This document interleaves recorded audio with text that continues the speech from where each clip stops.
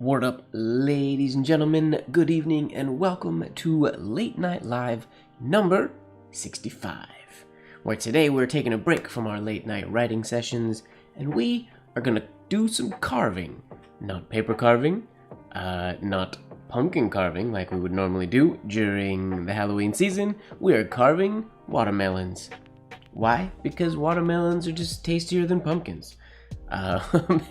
It should work the exact same. What up, Ojaswinny? How's it going?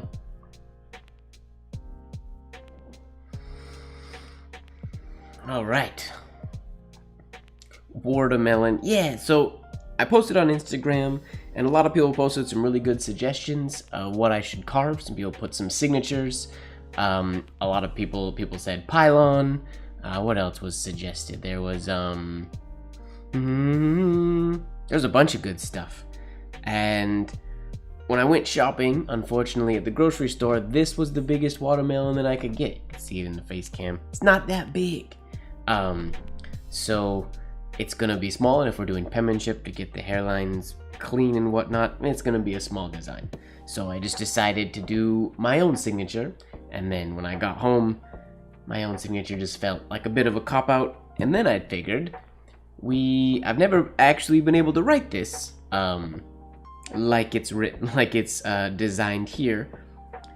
This is a scan of the original pencil design I did for this monogram. So tonight I'm gonna try to see if I can do this monogram on the watermelon.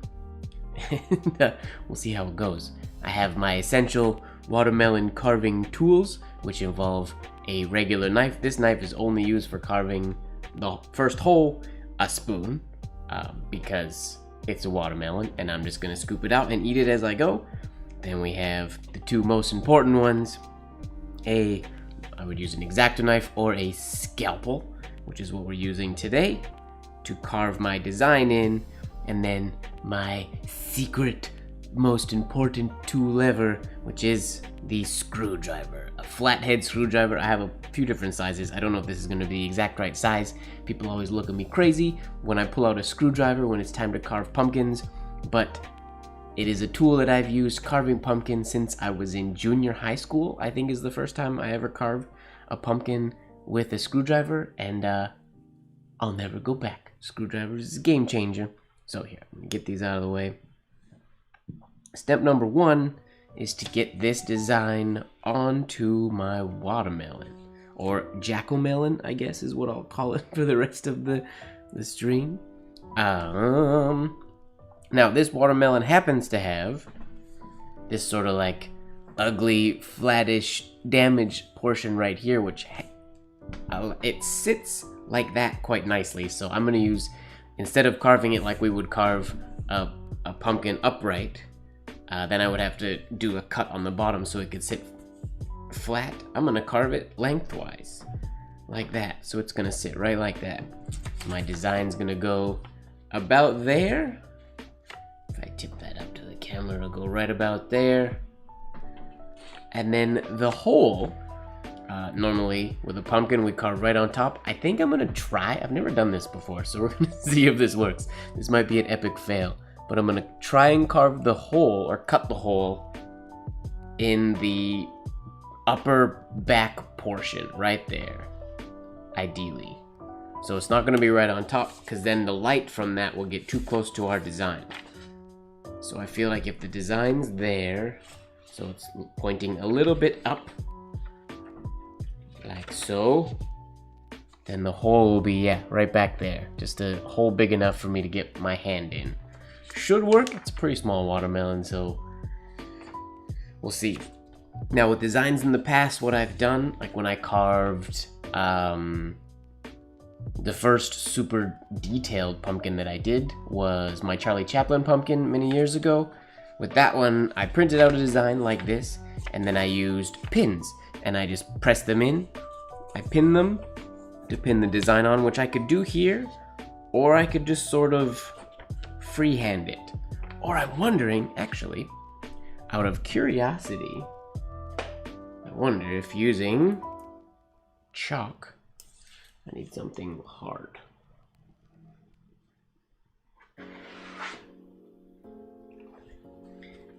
Get my cutting mat here.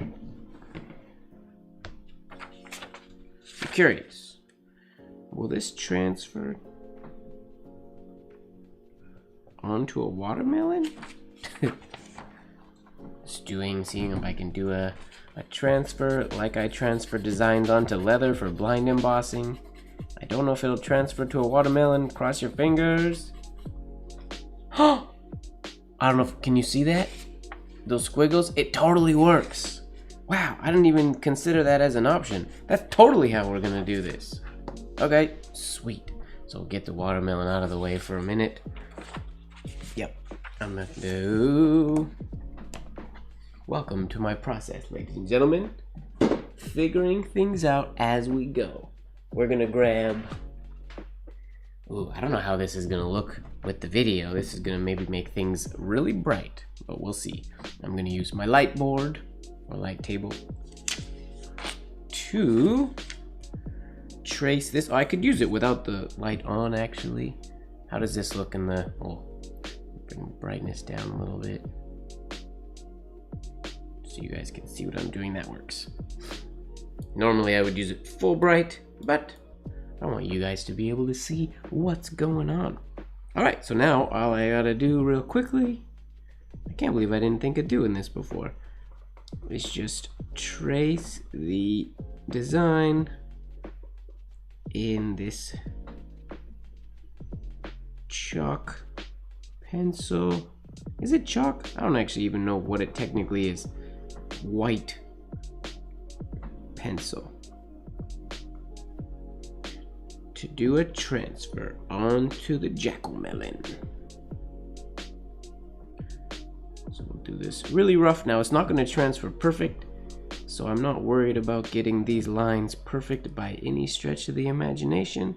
I just want to get them enough to give me a general idea. Whoa, this is a song that I've never heard. I just want to make sure we're listening to the right playlist.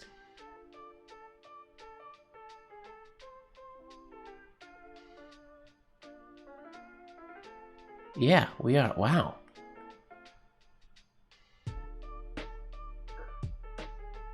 This is the Star Wars song. Hilarious. There is, I think, white carbon paper. Where was I in my design here? I think that actually does exist. I think sign painters use that.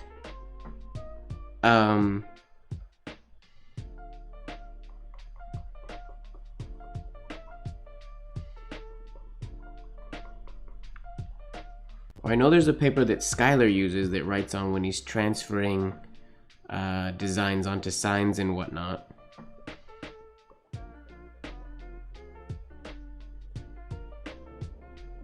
One issue I'm pretty sure we're gonna run into today is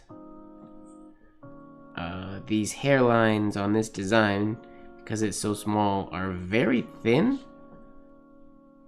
I don't know that I've done a pumpkin with lines this thin before. We'll see how it works. Might be a bit of a test to see if it's gonna work.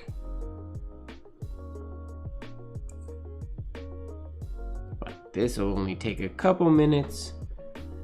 Putting the design on there, that went there. Let's do the W next. Right here.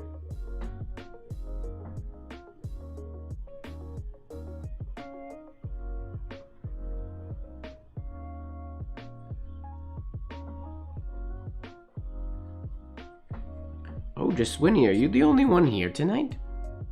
Everybody's taking this Tuesday night off.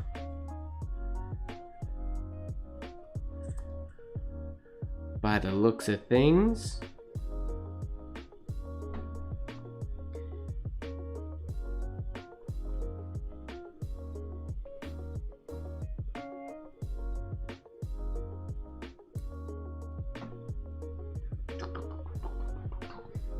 Oh, Marilyn's here. What up, Marilyn? How you doing?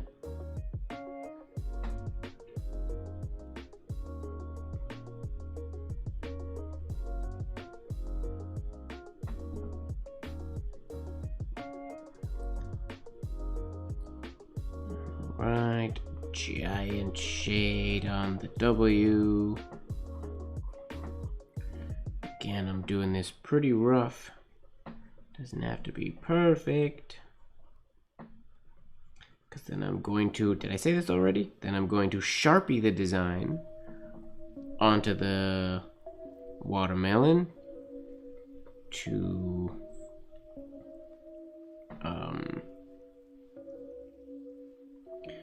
Sharpie the design on the watermelon to then outline the Sharpie. So the Sharpie will be the thickness of our hairline.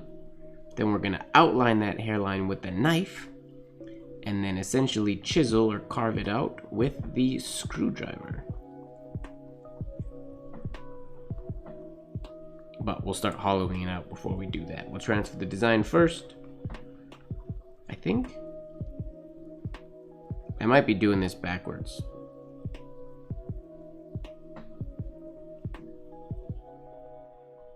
Or should I do the design first and then hollow it out later? Is that a smart thing to do?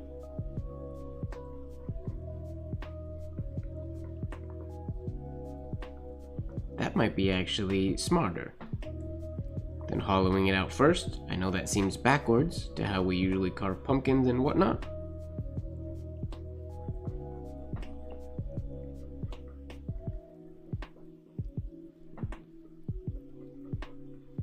There we go.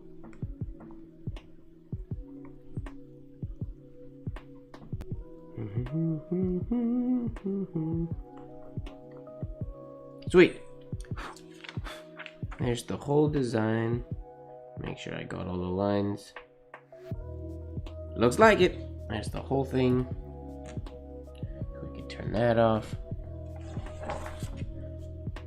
It's been years since you've carved a pumpkin, Marilyn. Why? Carving pumpkins is awesome. I haven't in a couple years, and it makes me sad. I like carving pumpkins or carving things. A lot. It was 2 years ago when I carved a watermelon for the first time. I can't remember if I might have told this story last week, but there was it was Halloween, and a friend and I wanted to carve pumpkins, and all the grocery stores were sold out of pumpkins. So the last grocery store we were at, we just said, screw it, let's get a watermelon. That should work.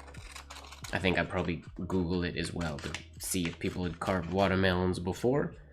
And the experience was awesome because watermelon is delicious. And then last year, I didn't carve anything last year, and I don't remember why. I don't think I did anything at all for Halloween last year, if memory serves. Unless last year might have been the watermelon year, and the year before that I didn't do anything. I honestly can't remember.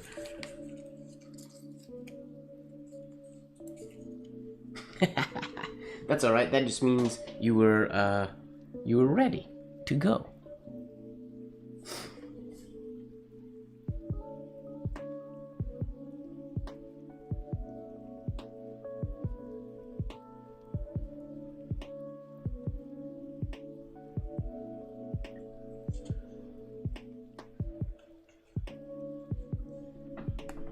Alright, yeah, you were just a day early and super ready. Okay, now we have to decide. Get some tape. Tape. Let's use regular masking tape, should work fine for this, I imagine. I like that. How was it, 2 weeks ago? You got your first experience with gum Arabic and now you can't get enough? Okay, that should, let me think. Yeah, right there should be about where I want it. Right like that.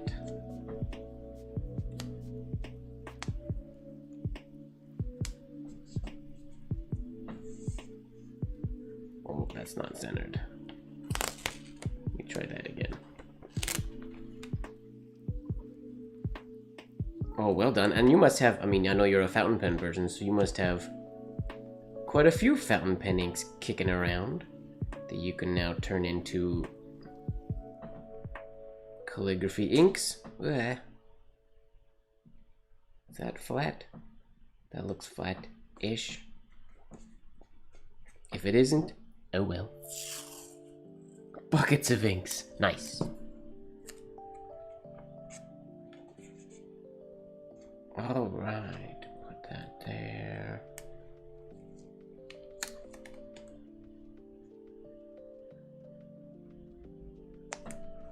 There we go. And like I said, because obviously this paper is not flexible and watermelons are not flat, this is not going to be a perfect transfer, but it'll be enough to get the design sort of in place.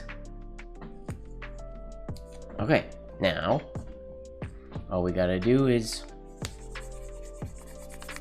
burnish it with our fingernails, what we used earlier, so that should be sufficient. I'm just gonna keep using my fingernail.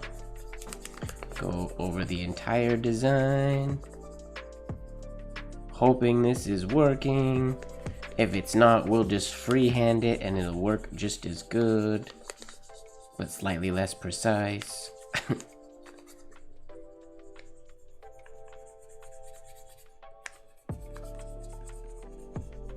Get the shade. Can I see if it's working? Can't really see underneath it. Ah, what up, Zach? This is I designed this monogram. When did I design this monogram? When we were teaching a workshop at Paper and Ink Arts. 3 years ago? 4 years ago? Skylar, Bailey, Chin, and I were teaching a workshop. I taught signature design, and then Bailey taught a monogram class, and during that class, I believe is when I designed this. Or maybe right after that class, using the stuff that I learned in that class. But I designed this fun monogram. So I figured I will carve this today. Well, I'll try to carve it today, we'll see. It's kind of detailed. And Zach, in response to your Instagram message, yes, I certainly still have that blacklight sheet of paper that you mentioned. I have to find it. I gotta turn the blacklight on and go through my used blacklight sheets, but I would still have it somewhere because I don't throw out practice sheets, so I can definitely include that.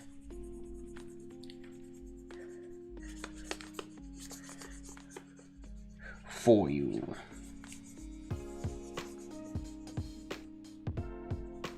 Oh yes, it's coming up, Marilyn. Thursday.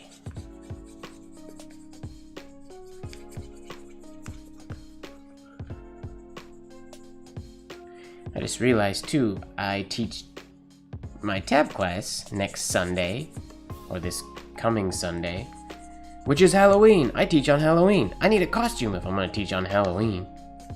I don't know if the students will dress up at all, or if they'll even come on a Halloween Eve, but I need a costume. This is making my arm sore.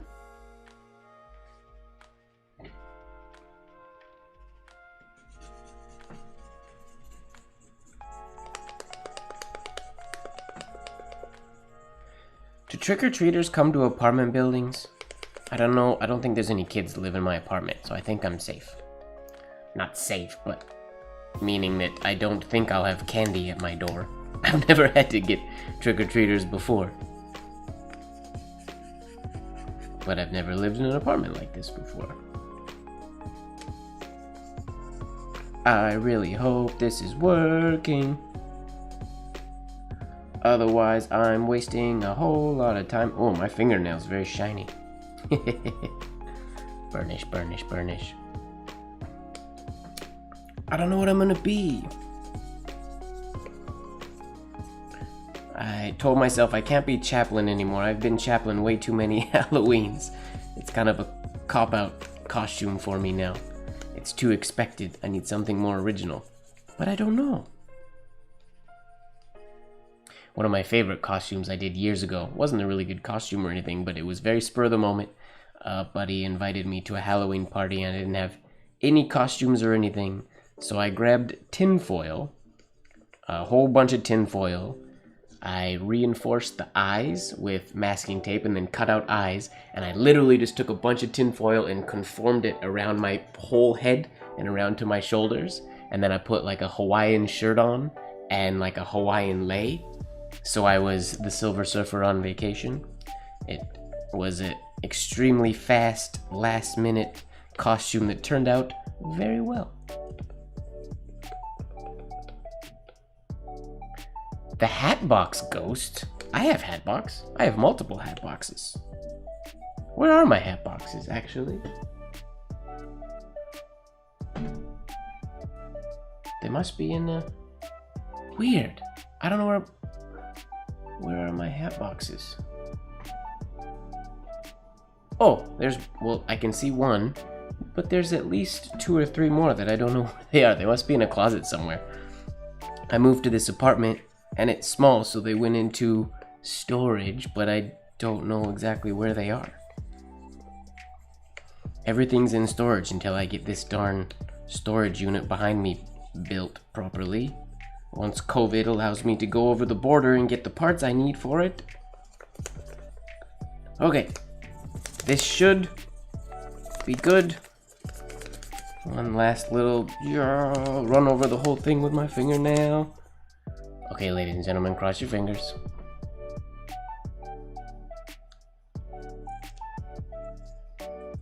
Ooh, I could be a mime, actually. I haven't been a mime in a long time.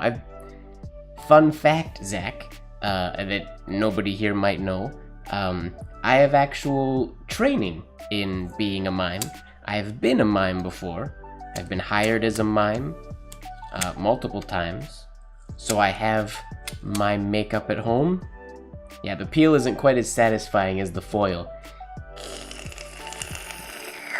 Oh, it's there. It's very, very light. I don't know if you guys can see that on the camera, but it's definitely dark enough that I can see it to Sharpie it out.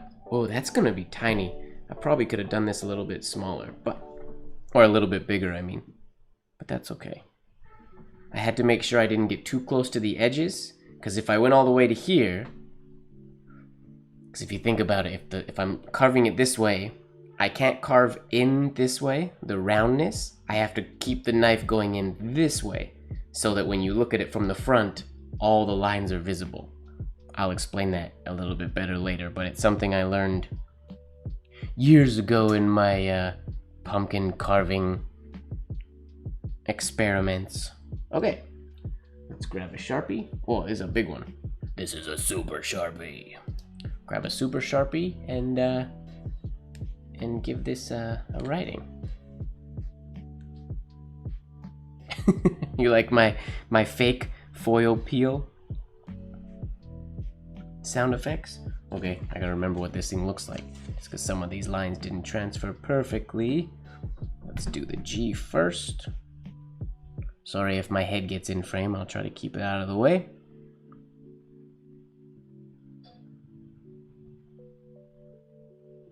Whoa. Squiggly lines.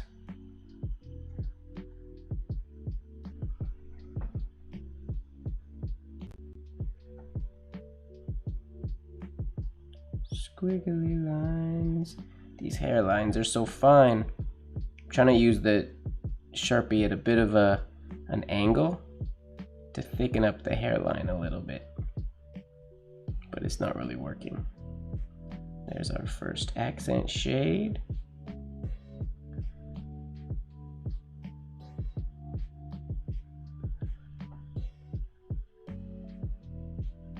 Shade.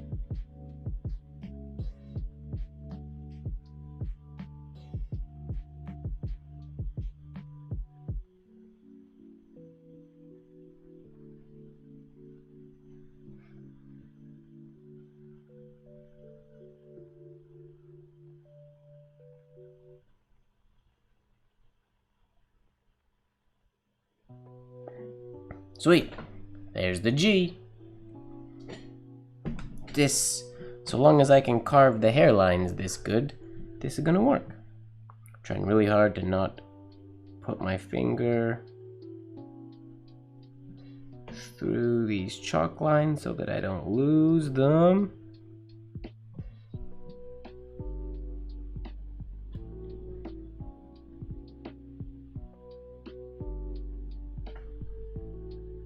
So what do you guys think? Should I carve the design first, or should I hollow out the watermelon first?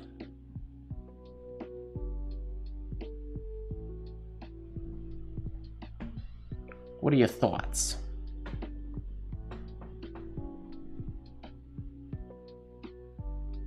Come Arabic to the rescue! I'm glad it's working for you, Marilyn. That's great.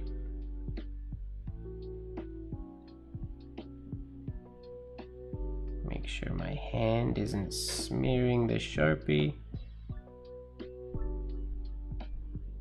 I'm writing at an angle, which is making my line change thicknesses, which I don't really like, but that's okay. They're gonna be thickish lines anyways if I'm carving them.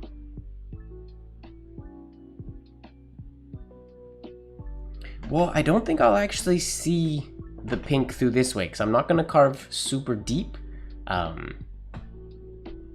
Zach says hollow it out first too. Alright, everybody seems to think I should hollow it out first, because what's gonna end up happening, I have to keep the inside of the pumpkin relatively thick so that light doesn't shine through through the watermelon. I don't want light to shine through the non-carved parts.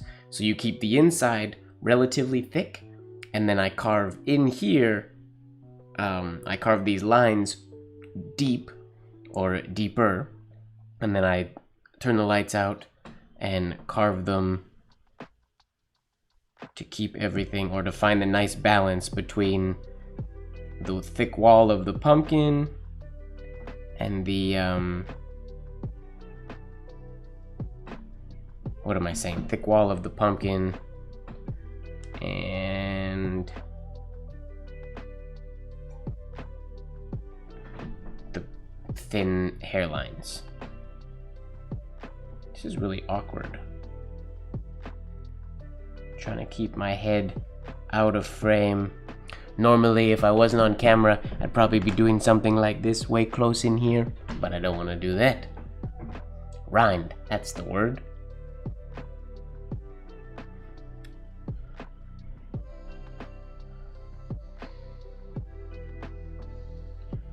Put this shade in here real quick. This giant W shade.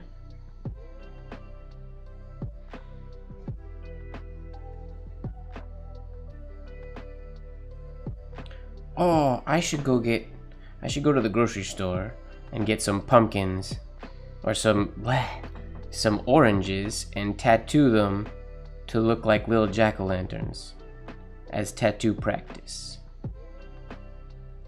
I should do that this week. Oh, I kind of messed up that line a little bit. Let's fix that.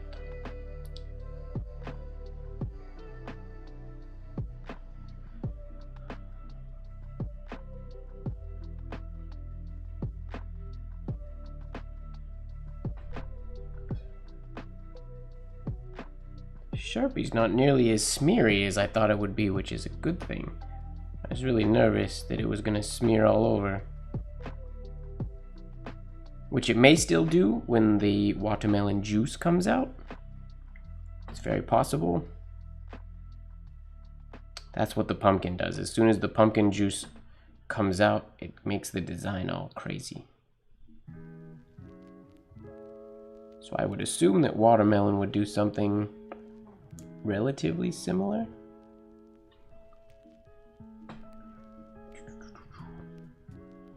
Where does that line end? All the way over here.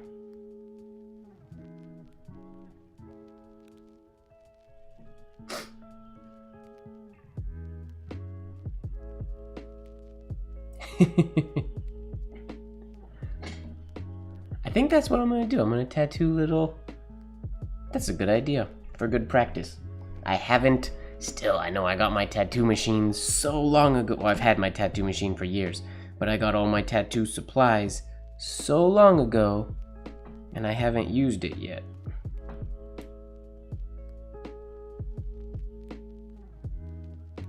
Too many other things on the go.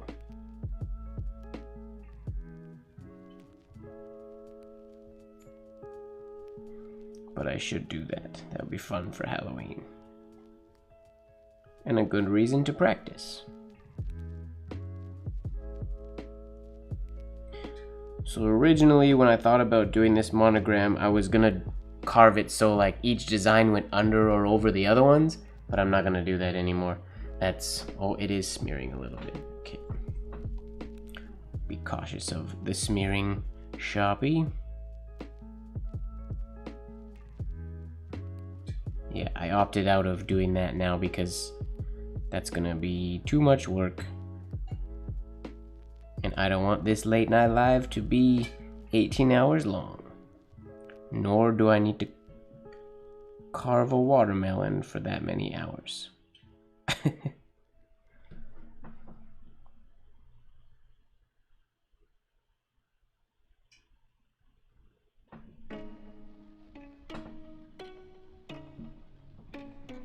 Carve upside, or right upside down, so that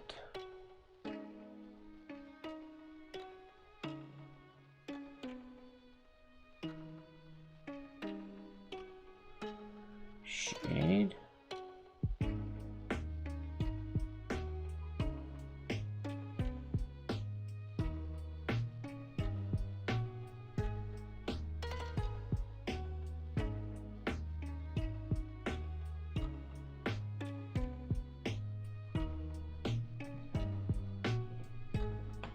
Can you imagine an 18-hour live?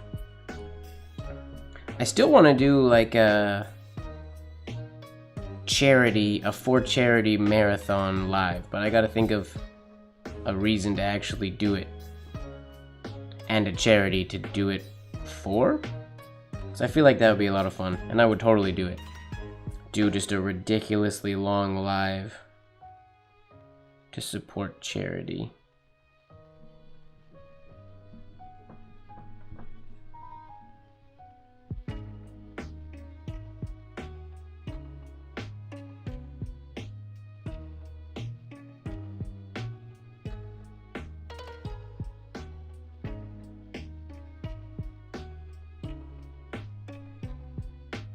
Okay, and there's our design. Is that gonna work? That'll work, right? It sits that way. See, so you guys can see it. MGWard. Now, I just have to make sure I can make light shine out of there. What's going on, Mohammed? Okay. Okay, this one, I'm gonna fix one little line that I did just because I don't want to accidentally forget that I did it and mess it up later. Fun fact, even if you're carving pumpkins, works as well on pumpkins, if you use Sharpie for your design, acetone will erase the Sharpie off of your design. I just want to fix this little...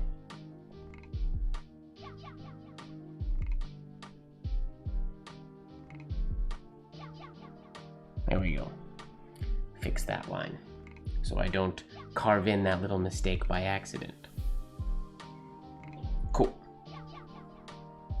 So that's done. Hey, Rose. How's it going? Oh, I'm gonna take some tea.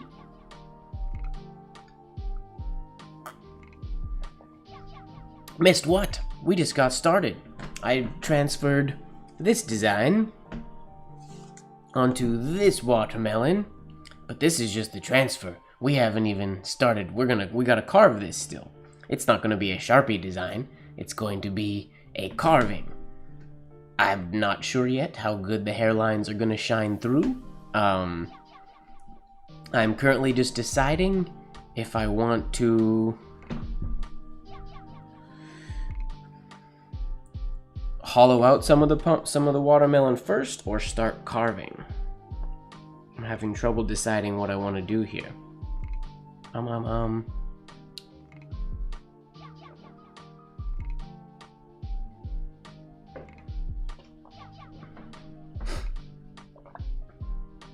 I think I'm gonna start carving out just some of. I'm just gonna get just the green. I'm not gonna carve it deep, but I'm just gonna do the outline of the Sharpie and chisel that away. Then I'll hollow it out and then go in. yeah, so I think we're going to focus on design. Just my main reason for that is once I open this up, watermelon, obviously, is water. It's going to be really juicy and liquidy, which I'm just now realizing I'm going to get juice and liquid all over my desk, but that's okay. I can clean that later. But once it's really juicy when I'm carving, it's just going to be getting juice and stuff everywhere. So for this first part of the carving, I'm going to not use or not hollow it out. I'm going to use a fresh, this is a scalpel blade, a number 11. If anybody's curious, it's what I'm using right now. For paper carving, I use a curved one. I use a number 10 or a number 21, I believe. Which I have to get a number 21. I don't have a 21 blade. But okay, let's just start. What we're doing here, just to explain what I'm doing. What are you gonna make hollow? The monogram or the outside? So the monogram. So I'm gonna carve basically everything that's Sharpie is gonna be gone. I'm gonna carve away all the black, well, and inside the shades, so that when the design has a candle, or when the watermelon has a candle in it, ideally we should just see MWG glowing red, I think. Well, everything else should stay black. In theory, fingers crossed, that's how I'm hoping it works. So here we go. We just start carving. We don't have to go super deep. This, see, juice is gonna come out and it's gonna make a mess.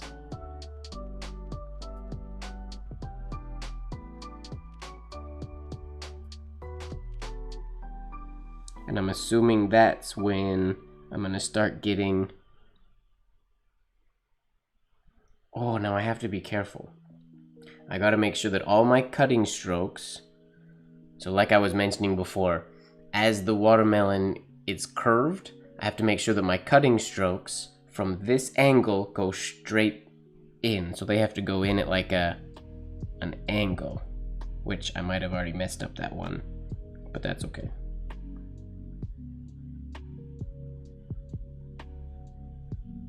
So that the fine hairlines will be visible.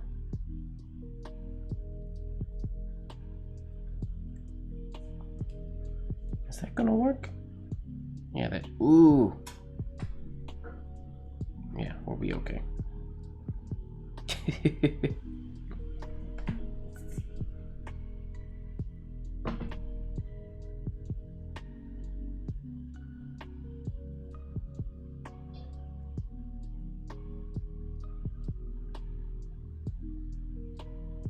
The angle of the knife cut is super important. I have to be careful with that. I forgot that for my first couple cuts.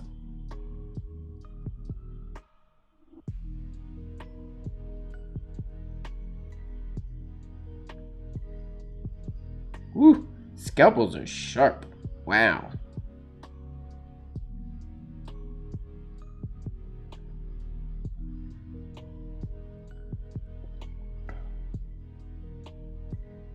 So I'll show you guys now why I like the, am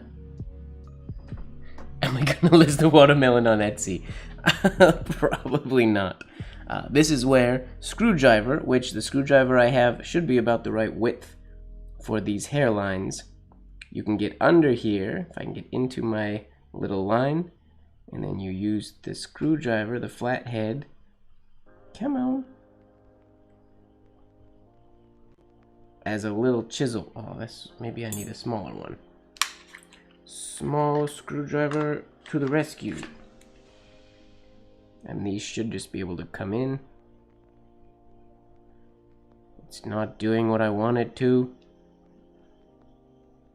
What? This worked last year. Try to come at it this way. I should just be able to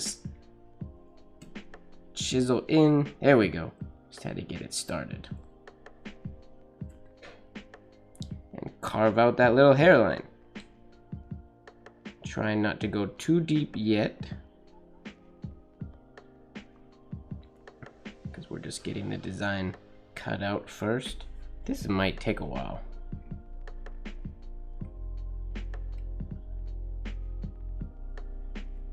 Here we go. That's what we wanted. Smooth peeling. There we go. So we have our first little line there. I might have gone a little too deep with my scalpel. Scalpel got a little excited. Carving through here. Okay, knife has to stay this way.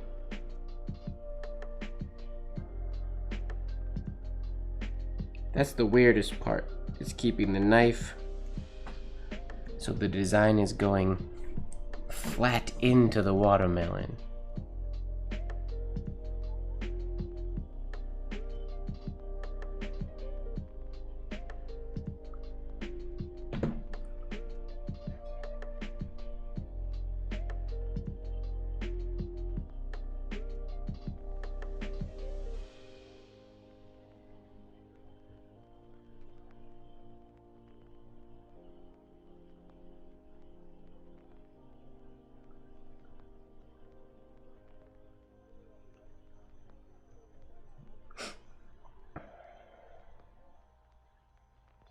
Everybody cross your fingers I don't cut myself today.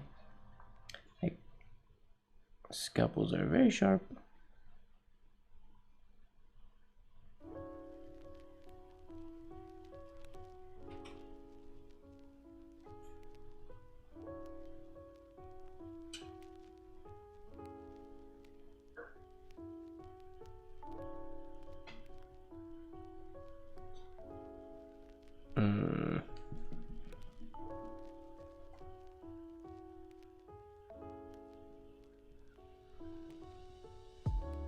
This knife angle thing is really gonna mess with my head as I'm cutting this.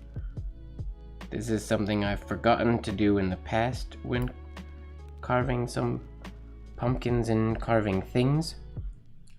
Because if you think about it, when the light's shining through, if I carve into the pumpkin from not this way but this way, like straight into the pumpkin or into the watermelon, the light is going to only shine out that direction, but this currently will be facing the ground. So I need all the light to come out this way directly to me. So I need all the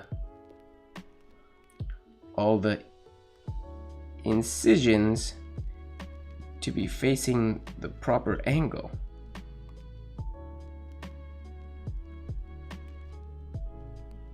Oh, that's too deep. Too deep.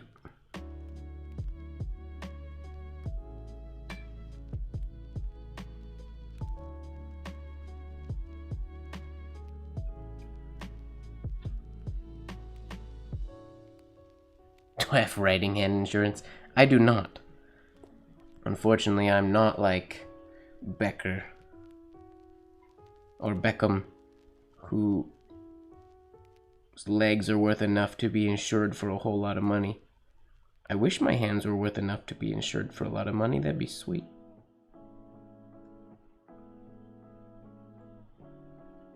My insurance is just being careful.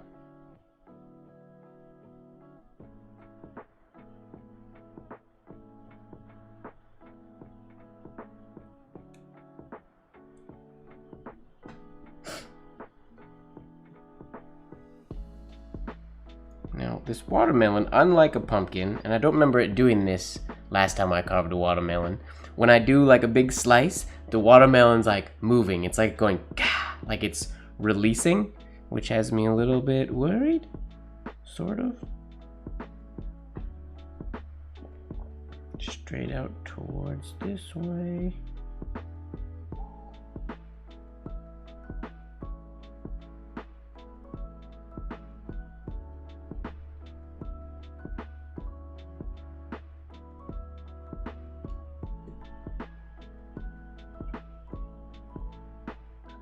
Luckily, I've been working with X-Acto knives and sharp knives for most of my life, so not super nervous. And the bonus, if you cut yourself while using a scalpel or an X-Acto knife, the cut is so fine that it heals really nice anyways. And half the time you don't even know that you cut yourself.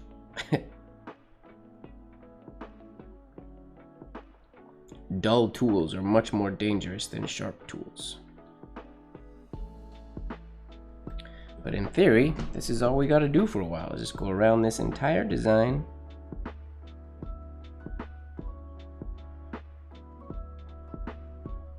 Mainly just trying to get the right angle on the knife, which I've already messed up a bunch of times, but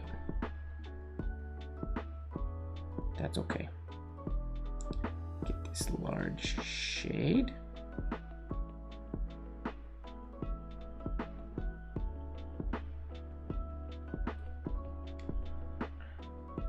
We should be able to refine these lines once the rest of the design is carved out.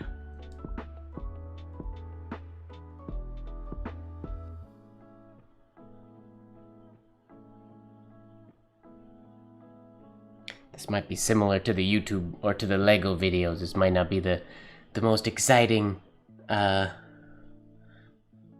YouTube entertainment. Or maybe it is exciting. I don't know. I could do an egg carving live. Maybe we have to wait till Easter.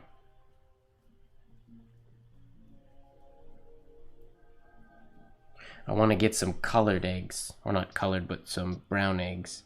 Because then when you carve them, you get the color difference as well. So they show up a little bit nicer than the ones that I did. I just was using the eggs that I happen to have on hand. Carving out a watermelon.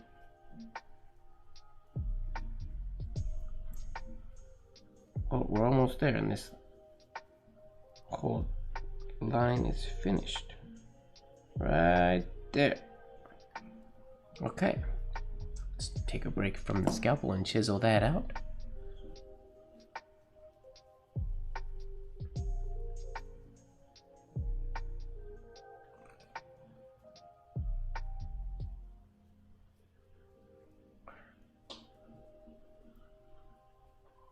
Oh hey, Araguides, you gotta tell me how to pronounce your name. One of my new YouTube subscribers.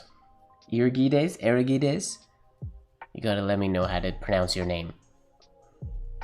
Do I have more classes coming soon? I don't have anything on the schedule. If you know somebody who runs classes, let me know that I would love to have something on the schedule. But I have nothing on my calendar currently until next year's IAMPITH, really.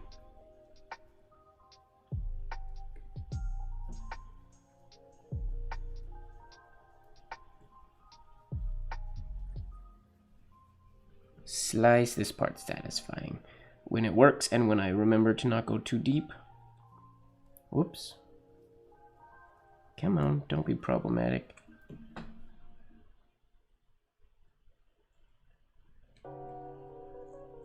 Slice.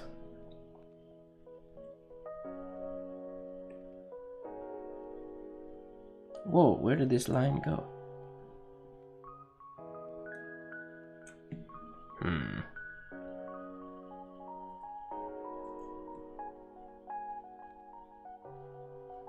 I guess I could have done this like stone carving and done them down like a V and then flattened out the bottom afterwards. That would have been maybe a good idea. Is that a good idea? Yeah, that's probably smart. Maybe I'll try one of the other hairlines like that and see if it works. I want to learn how to stone carve. That would be fun. There's not nearly enough stone carved Spencerian out there, so stone carved shaded Spencerian would look awesome.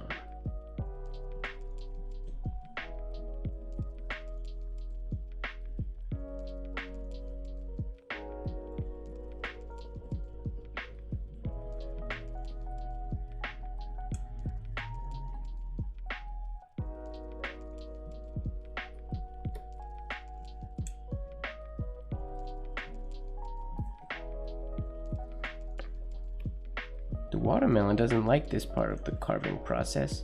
I feel like this part works a lot better on pumpkins.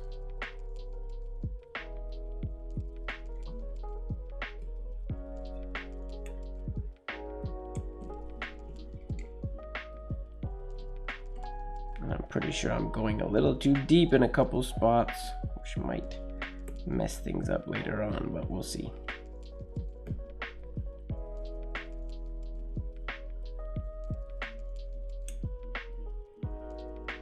Hey Mom, Jack-O-Melon. Yeah, we're just doing a monogram.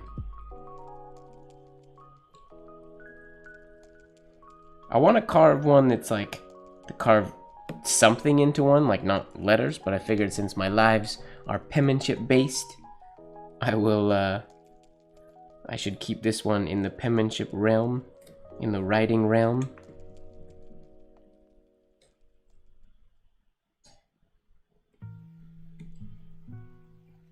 And I want to go searching for a bigger watermelon.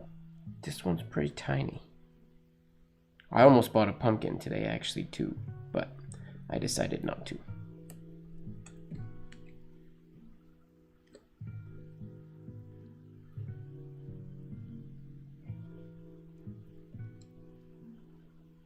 Carve out the shade.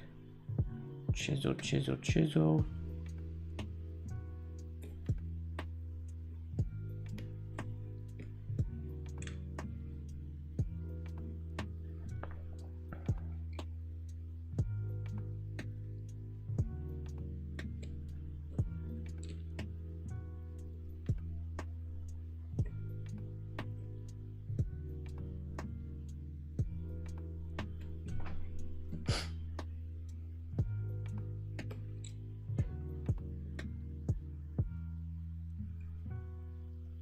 Well, this is a seedless watermelon, so I can't use salt and roast the seeds of the watermelon.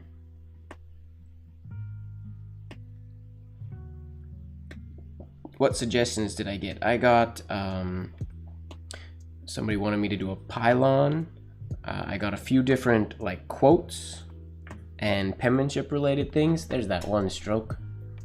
Somewhat time consuming to get that done, but now we gotta get the scalpel again and keep going. Let's finish the W, why don't we, since we've started it.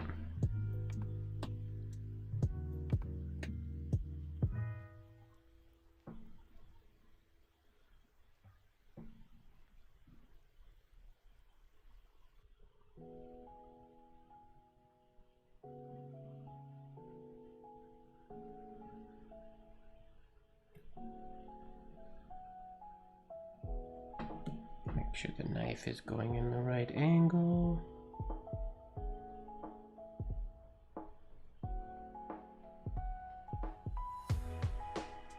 Should be straight in that way. It's a weird angle to cut that.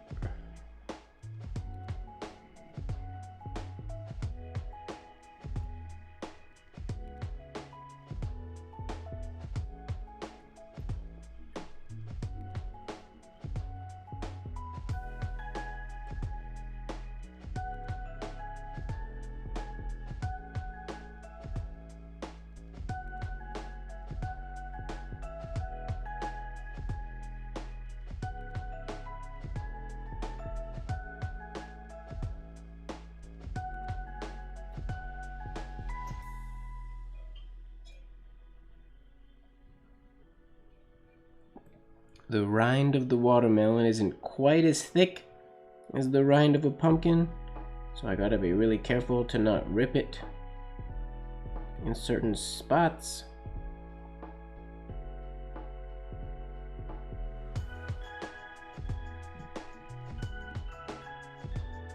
Goes this way.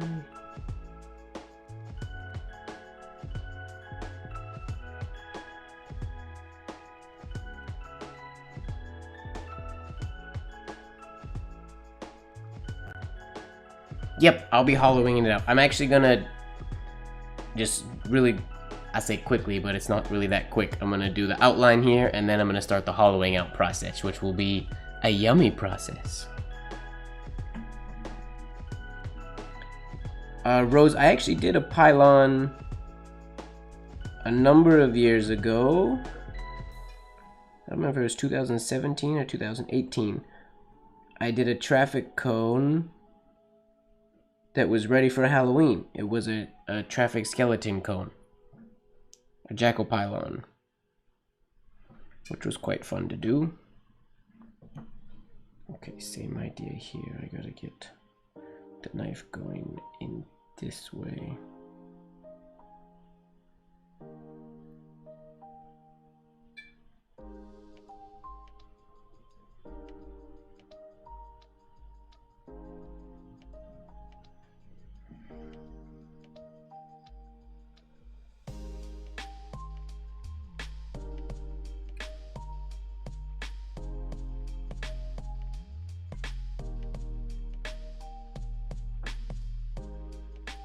I keep cutting too deep. I'm just supposed to be scoring the surface.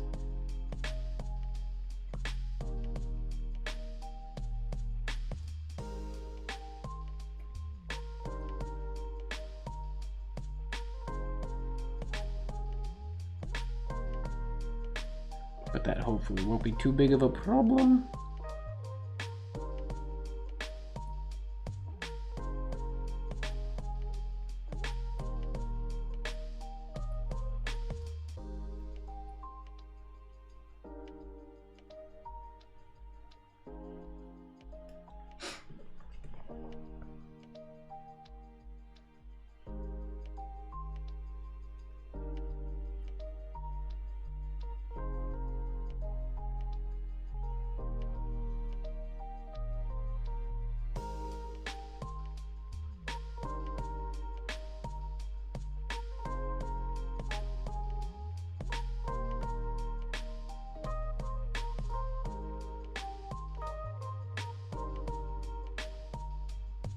Sorry that I'm not following the chat as much as usual. Trying not to cut myself. Yeah, I'm gonna do the lid right here, I think. In the back, the upper back portion. I think. So instead of on the very top. Because I want it, the way it sits, it will look up at you a little bit.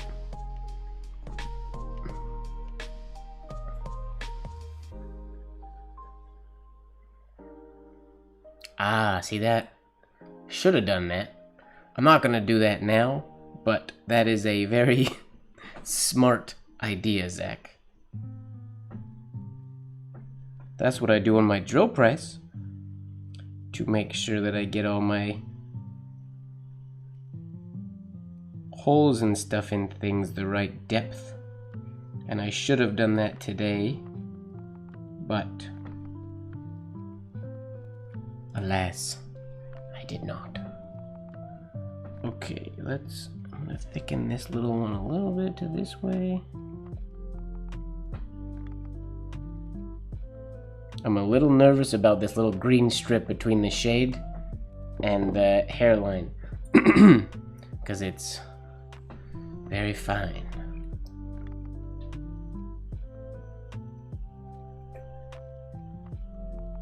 Let's carve in through there. Come on, break, please.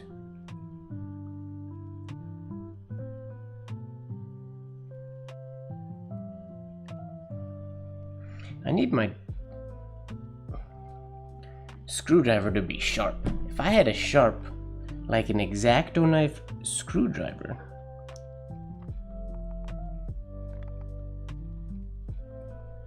that would be perfect. There we go. Once it gets started, it's good. It's just stubborn to get started, making the process a bit slower.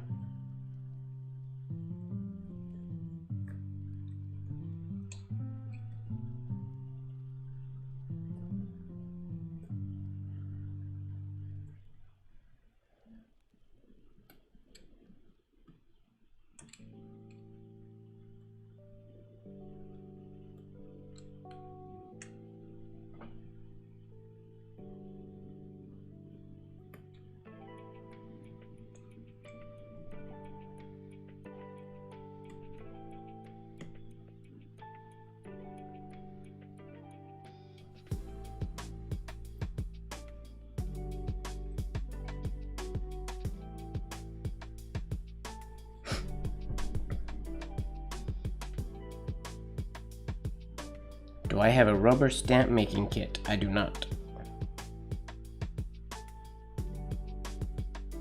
I've made rubber stamps before, but just by carving them out. Not with a kit or anything. Come on.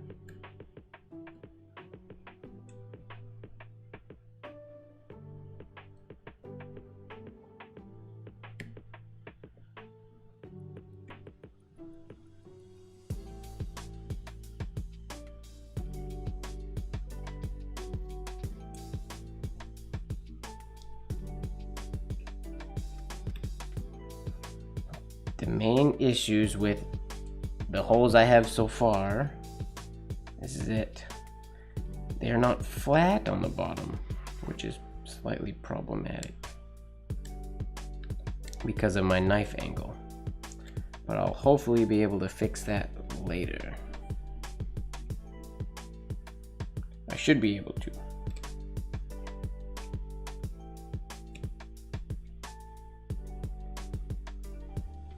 Once the hollowing has begun,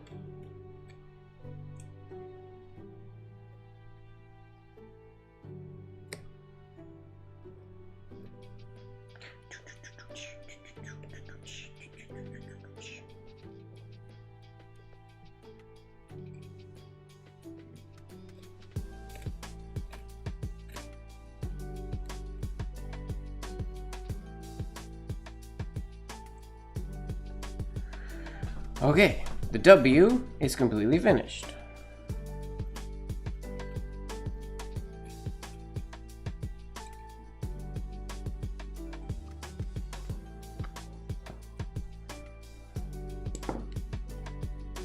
Oh, I guess I totally could have used... Out of curiosity, hold please. I wonder. I'm gonna feel like a dummy if this works. It doesn't get them nearly deep enough, but oh no, that's not what I want. Where's the other box in here? Where is it? Too deep. Too many things in this drawer.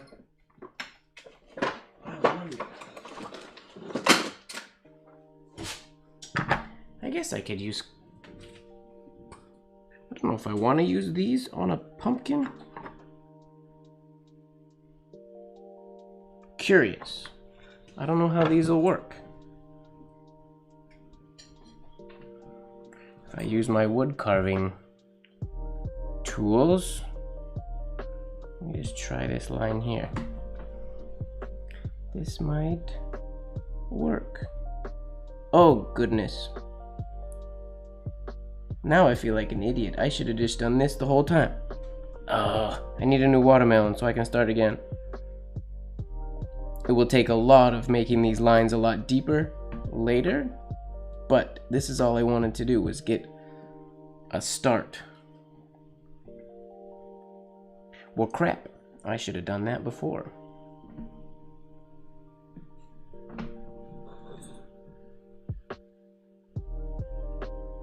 I have tons of carving tools. I don't know why I didn't think about these.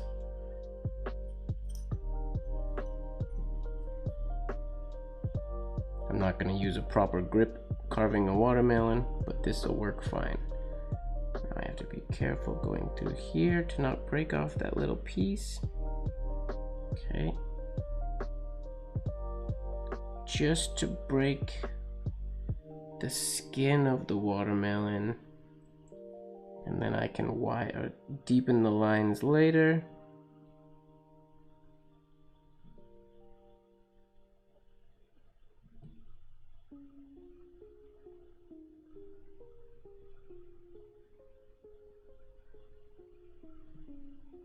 Well, I do feel a bit silly for not thinking of this earlier. And if it was mentioned in the chat, I do apologize for not paying attention to the chat.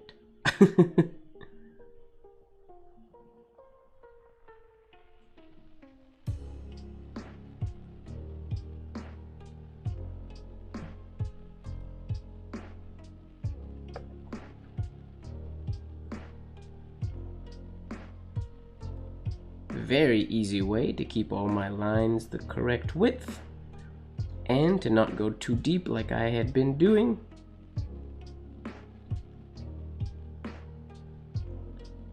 I gotta be careful at these little small intersection points though, because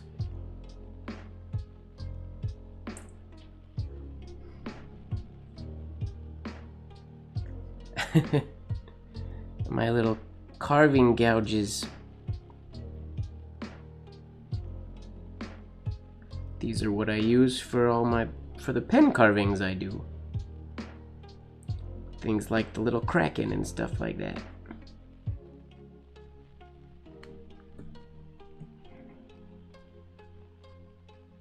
Can't believe I never thought of this. I feel kind of silly. It does a much cleaner job.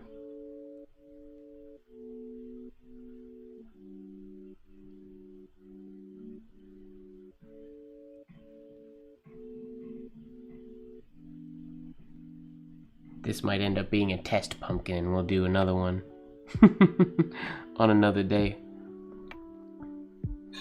A more detailed design using these tools from the get-go.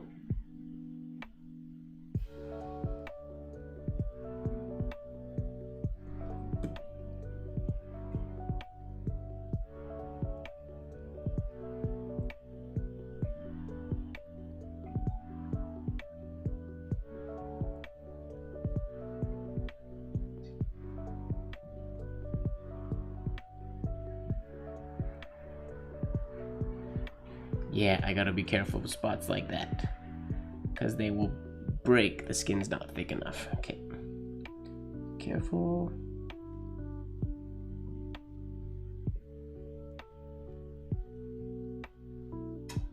And little spots like this. Go nice and slow.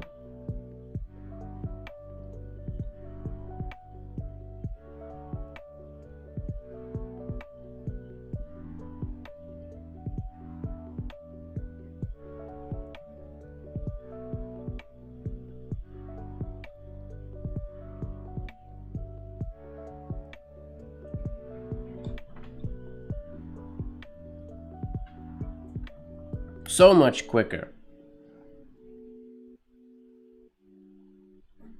Whoops. I just gotta be careful. I know I'm breaking the rule of you're not supposed to cut towards yourself. Sorry, Boy Scouts.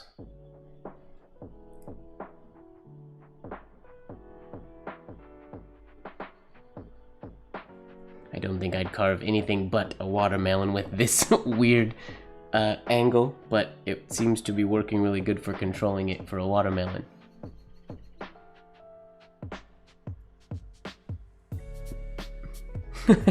No, it's watermelon. It's getting a slightly different adventure than most watermelon. It's not just getting brought home and sliced up. It gets to go on an adventure first. It gets to be a piece of art. And don't you worry, Mr. Watermelon, your internals will be enjoyed as well.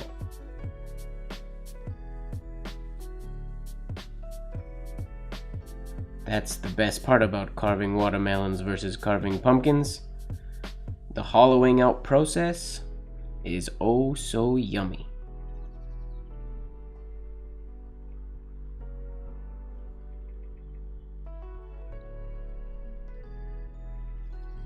I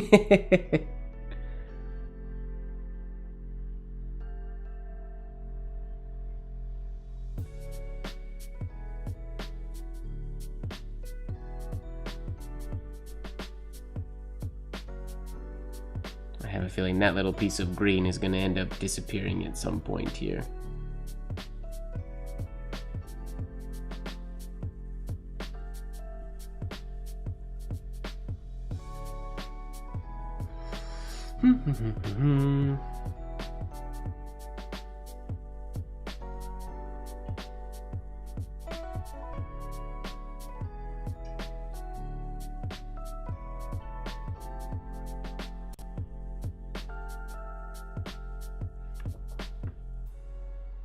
Good thing my carving gouges were nice and sharp. I mean, if they weren't... Whoops, sorry. I'm off screen. If they weren't, I could always sharpen them, I suppose. Only takes a moment.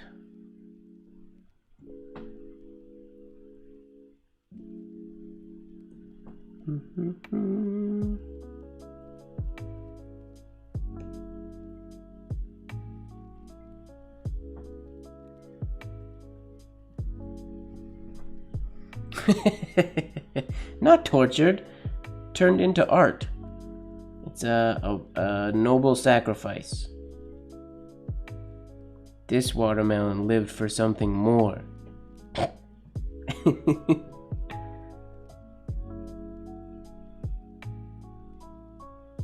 Uh-oh. Uh-oh, uh-oh. Don't mess that up.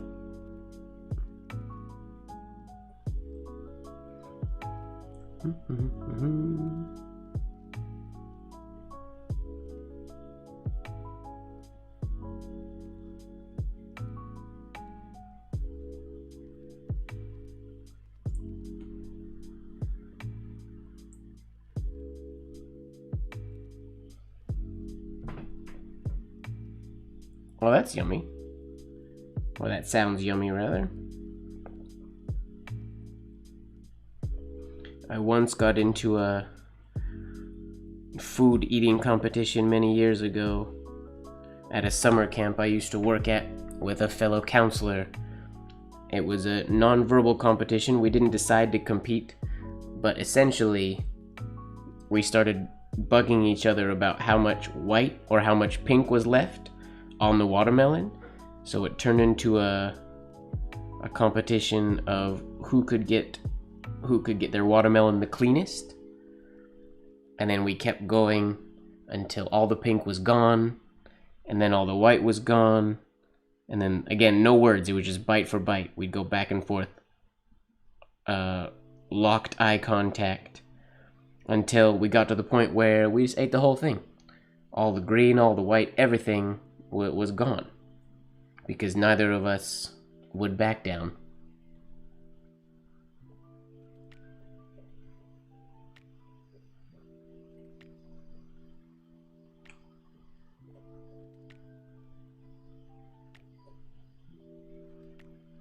Okay, there's the M done.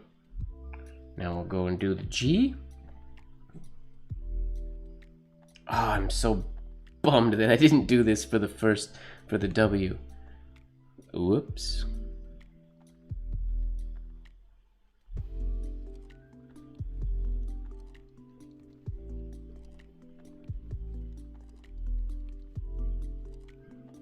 Mistakes were made, ladies and gentlemen. Mistakes were made.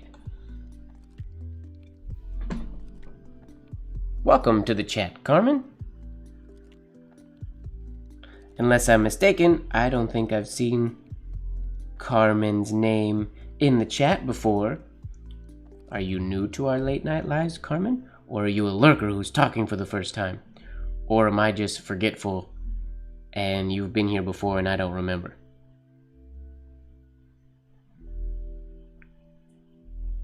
Halwa.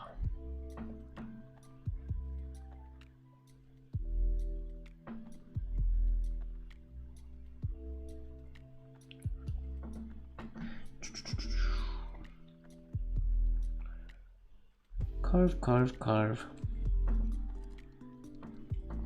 I guess this is what a late night live would look like if I was doing like lino carvings or something, huh? This would essentially be what it would be like. I have some lino here. I should carve into it one of these days and make a lino print of something penmanship related.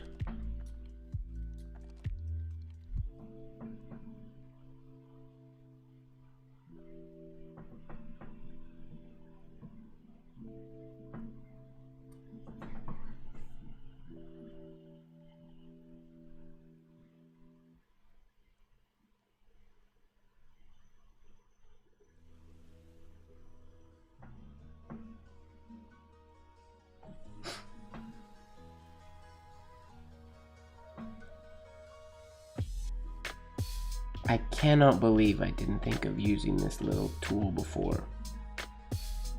So silly.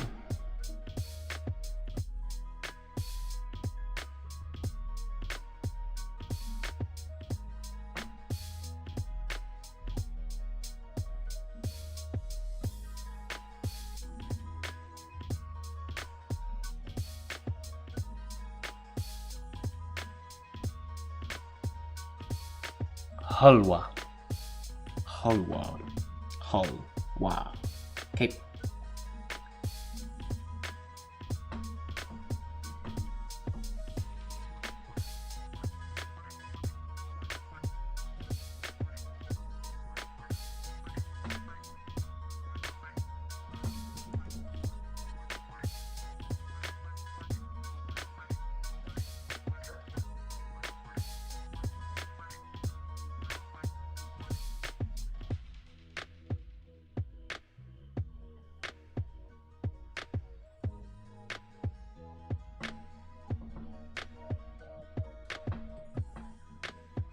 I like pudding.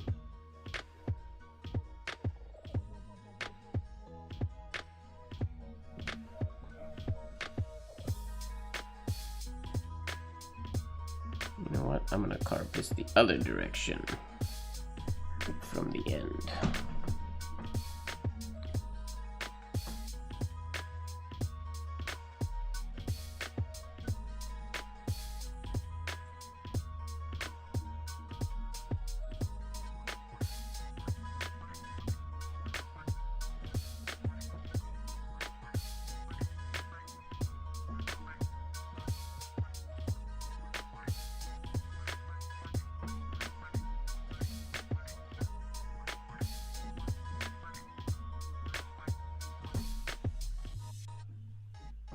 Because the best part about carving it this way is I don't have to worry about the angle of the knife. I worry about that later when I thicken the lines, which will be way easier to do than the way I was doing it before. Silly old me.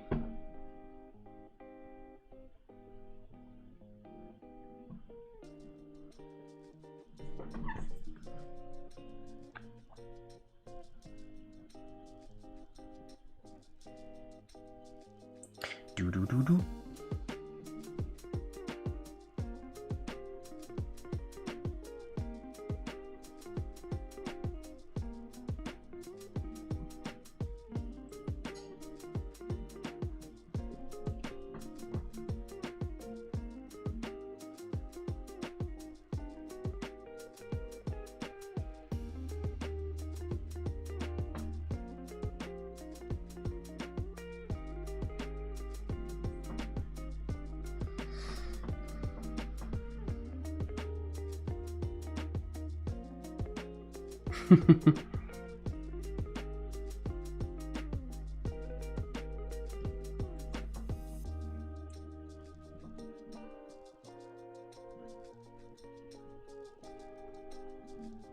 Okay, all the Sharpie has been carved. Some of it a much different way than other parts of it. But there we go. There is our monogram. Now you can already sort of see what's going to happen, or the issue we're going to face. If you see where you can easily see this white, everything that's here, but as we get to this end, like this G right here, this line, because it's not flat to the camera right now, it's at an angle, so this line is going to have to be made thicker, which I'll have to do later, and it's going to be, yeah, that's going to be affected. Same with this one over here, and this one down here.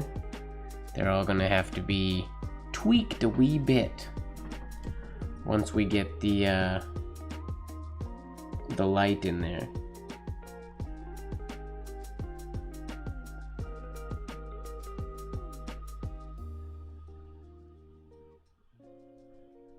If you saw the last pumpkin that I carved, probably 2 years ago, 3 years ago, which was a, it was an optical illusion. It was one of those, it was a triangle, but it was, each one was twisted, and I carved it with shading.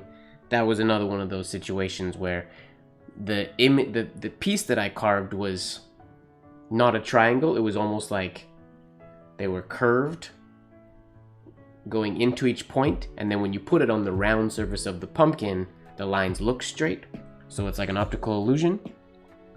Very similar to way back in the day when I used to paint shoes, and I would paint straight lines on a curved shoe, but the line that I painted wasn't straight, but it was painted so that when it was on the shoe and you looked at the shoe, you saw a straight line. Optical illusions.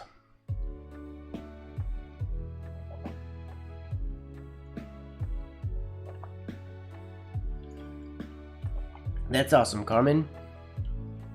Have you been using your shaded Spencerian, or have you been practicing since the class ended?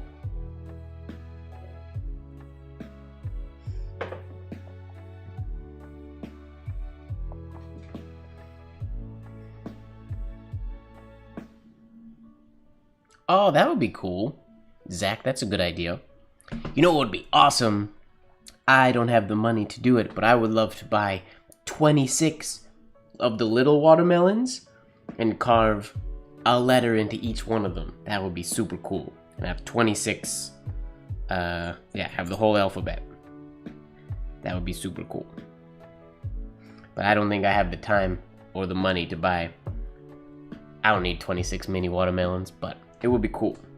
Okay, now, if that sits like so, we're gonna put the hole in our watermelon, I think right here. I'm gonna draw it in with Sharpie. I don't want it to be seen from the front, so it's gonna be back here, I think.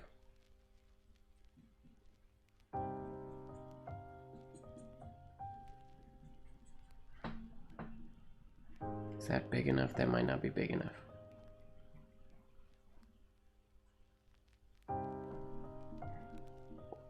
That might be too low.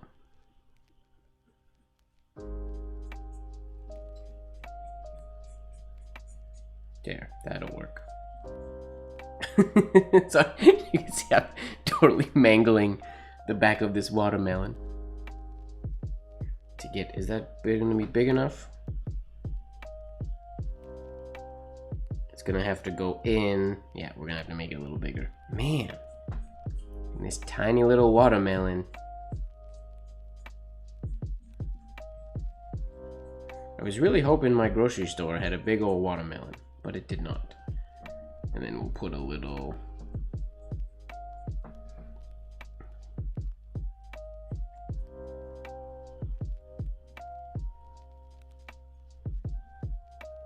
two little dimples so they fit in properly. That should work. There we go. So you can see that's the shape. It looks like a lemon.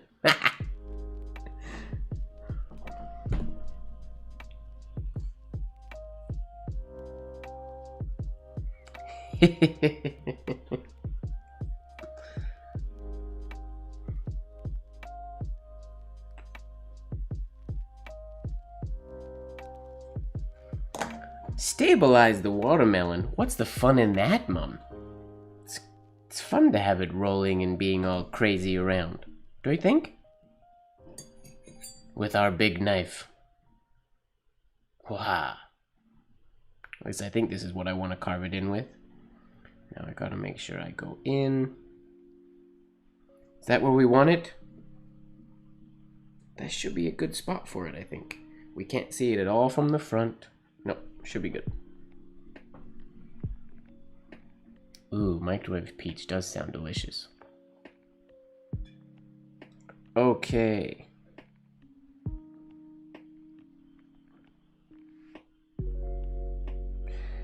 Stress.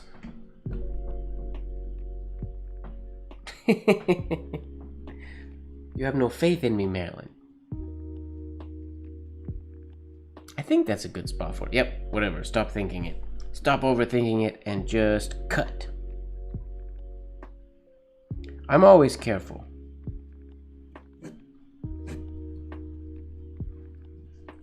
The only issue is that this knife is not nearly as easy to You know what? Maybe I should do this with the X-Acto knife as well. Or with the... Yep, I'm gonna do that. Because it gives me a cleaner line. This gives me a jagged old line, which I don't like. If I go full blade... Oh yeah, this is way better.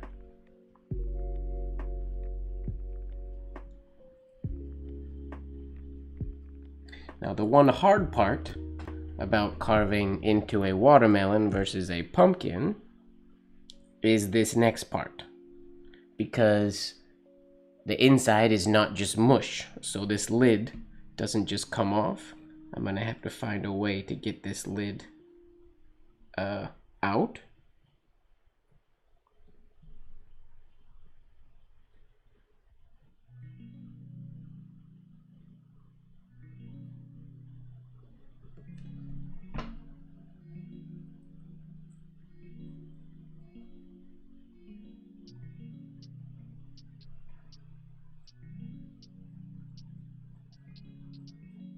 Today's carving is a game of hindsight.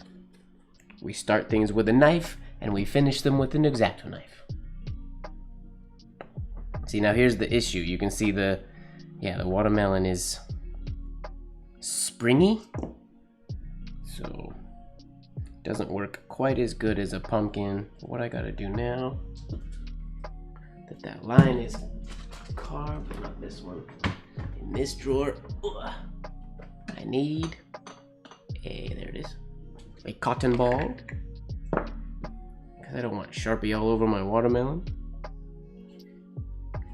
So we use a little bit of acetone.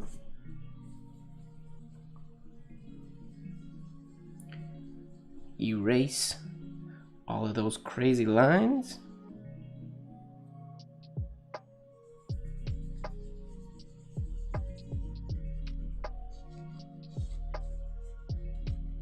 So it looks just nice and clean. There we go. Whoops, I missed the garbage. I'll be right back. I can't have an acetone cotton ball not be in the garbage can. Because the chance of it melting through something I don't want it to melt through is too high.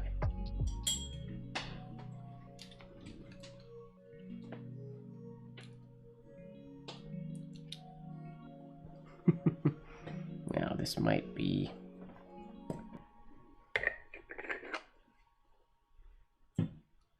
Now we gotta get the lid out of there. Hopefully I did it good enough so it doesn't fall out. Get now this. Now that the hole's already made, cut that in deeper.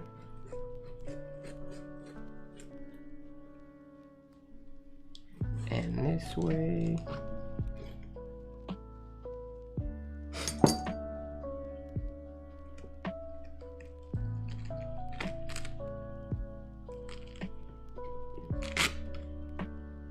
Booyah! Okay. There we go. Now there's juice in there.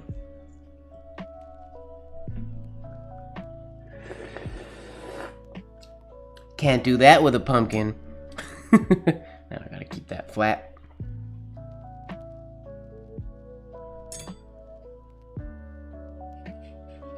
Cut this flat.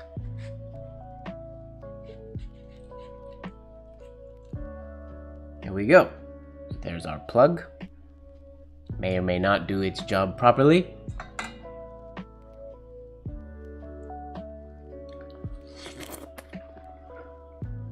Sorry that I'm gonna eat on stream today, everybody. I apologize.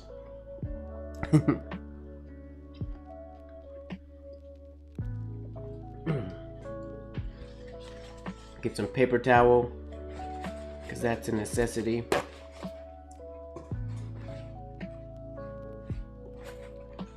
Actually, 2 seconds.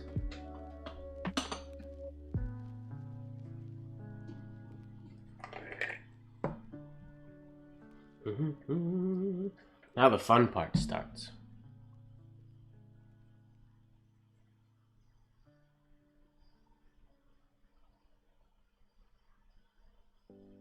Okay.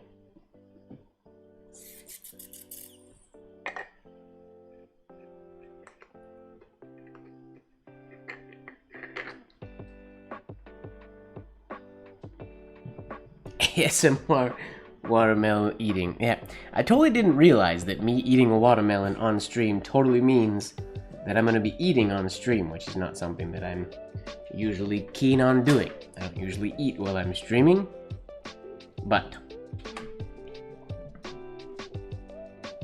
this is part of the watermelon process.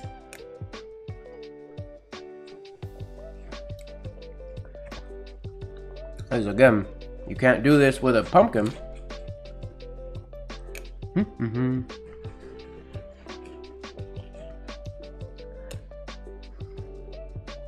Eating live show.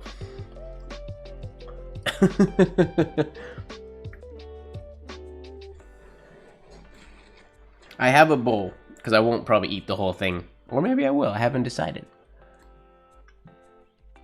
I have a bowl right here though. I've been putting the little green parts in it, but they can all mix.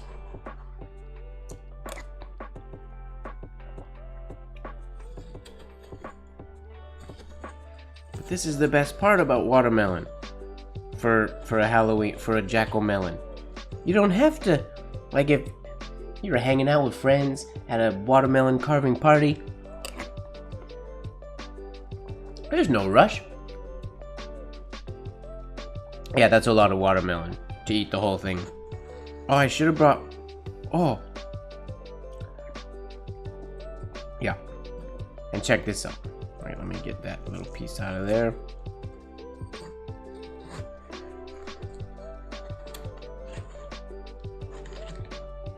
Oh, it's just so good.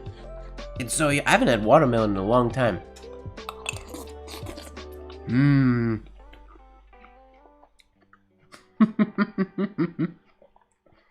Yummy.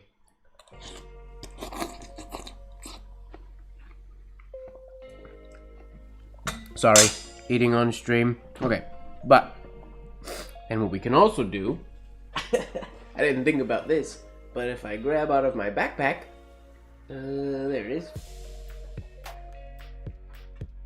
So I keep in my backpack at all times a set of cutlery. I have 2 spoons, I have 2 bamboo spoons, a bamboo fork, a bamboo knife, some chopsticks, and a straw.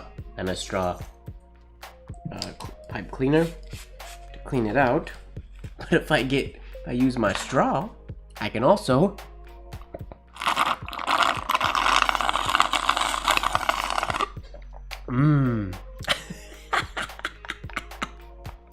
watermelon slurp ASMR. Sorry. Oh, that's hilarious. This is awesome.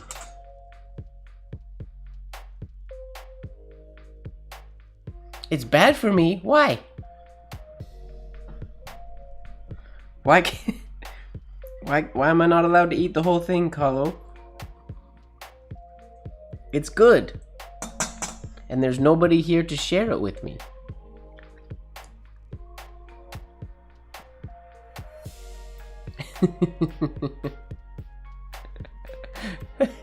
Mukbang. It's a watermelon mukbang. Carlo Chu in the chat, ladies and gentlemen.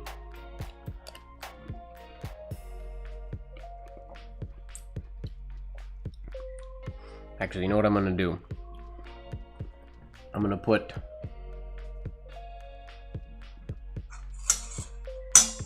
the watermelon skin. Yeah. Tell you what I'm gonna do real quick. I'm gonna take this green skin from the letters that I carved out. I'm gonna put that in a different bowl in my kitchen, and this will just be for red fruit. So I'll be right back. Carving pumpkins? No, Carlo, we're carving watermelons. It's a juicier, tastier Halloween treat.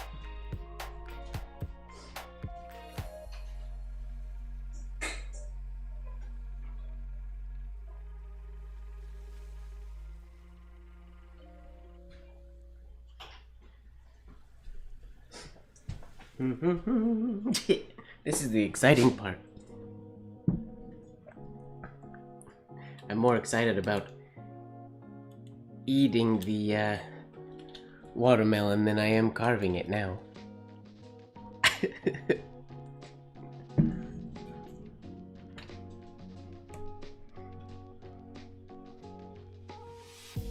Okay. I'm not gonna eat the whole thing, it's too much watermelon, but I'm gonna have a couple more spoonfuls.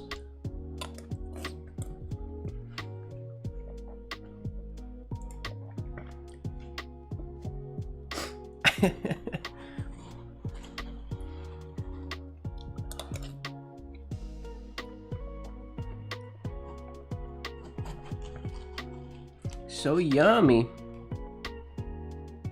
Ooh.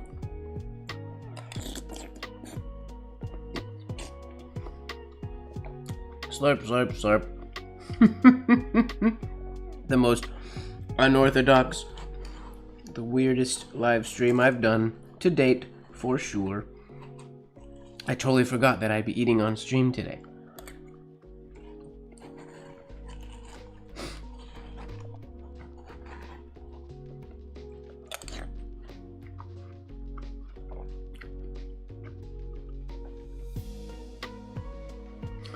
Yep, everybody's here to watch me eat now. Here, okay.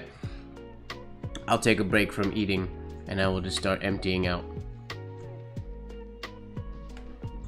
I'll start putting them in the bowl now.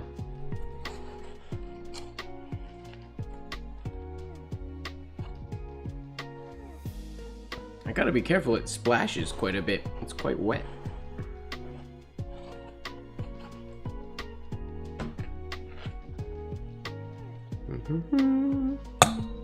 Yummy.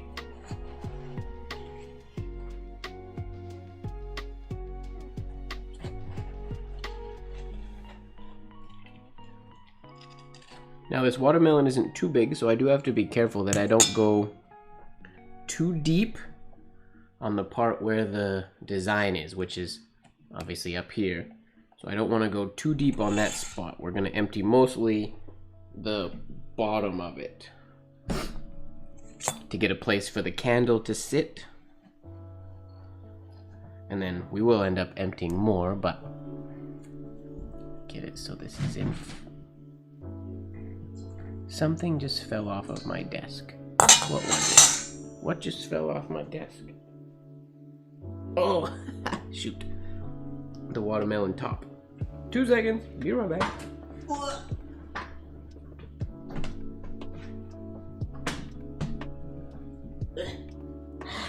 Got it.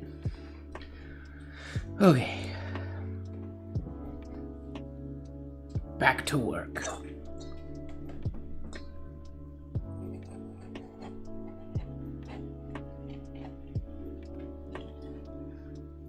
But one mistake that a lot of people make when they're carving pumpkins, if you haven't carved a pumpkin this year and you're going to, keep this in mind, that one mistake that a lot of people make is they carve, or they clean it out too much, so they end up thinning. If you're doing a pumpkin that's like the shading, so you're not cutting all the way through, you want to make sure that you don't clean out the inside and thin the walls too much, because if the walls are too thin, then you get excess light shining through, and you only want the light shining through your design. You want to keep the rest of the walls nice and thick, so that it stays dark. Pumpkin tip for ya. What up, Ashok? I do need an ice cream scoop. That would be helpful. But the cool thing about just a simple spoon is I can put it in and just kind of go whoop. I just spin it in a circle and it makes a simple scoop. The main thing that's making it challenging right now, and I'll drink it out, but it's just there's just a pool of watermelon juice in there, which I will get rid of right now. Slurp ASMR, here we come.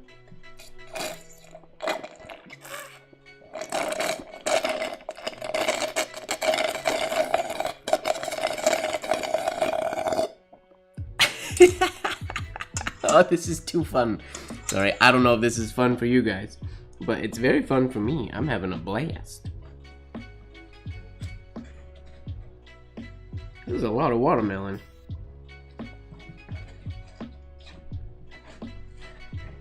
Oh, that means I can have watermelon in my smoothie tomorrow. Sweet.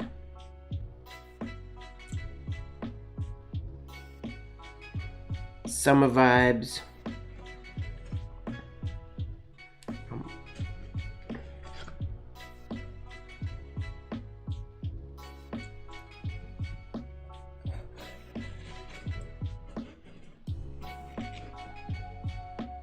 I must be getting close to the white on the other side now. I keep splashing myself.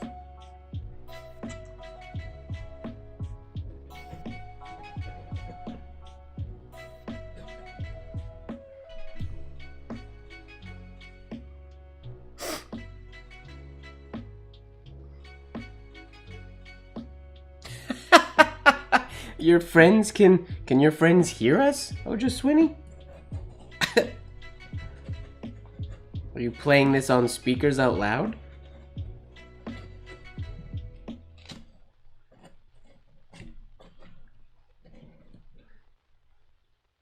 I don't need my eating sounds to be played on large speakers.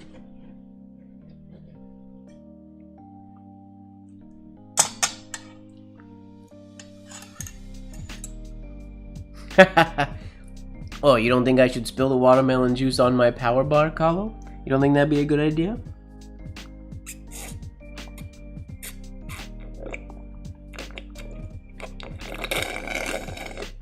I'll slurp a little quieter.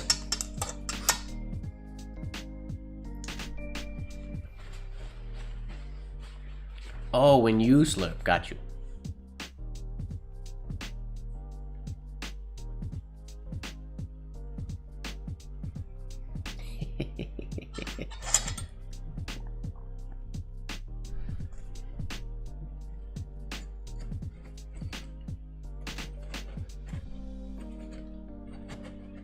Telling you, man, if you've never carved a watermelon, game changer.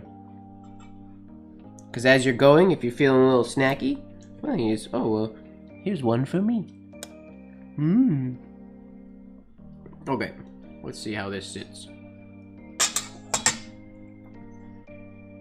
Uh-oh. There we go. That's how the watermelon sits. When it's empty now, we have one issue where it's slightly it's weighted different, so it rolls forward a little bit. Oh, there we go. We're still good there. I need to get that flat bit on the bottom. Okay. Yeah, when I turn it sideways on my desk, it rolls over. How does the plug work? Because it's a little smaller than the hole it's... Oh, that works, right? Perfect! I might have to put a little, like, toothpick hold to hold that in, because it's a little bit angled, it's a little slippy. I may have put it too far on the back. But it'll work. I'll make it work.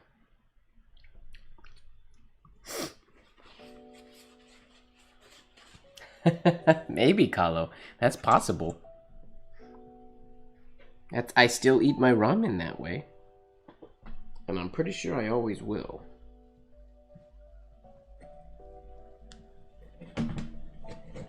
Okay. Let me scrape out this bottom portion a little more.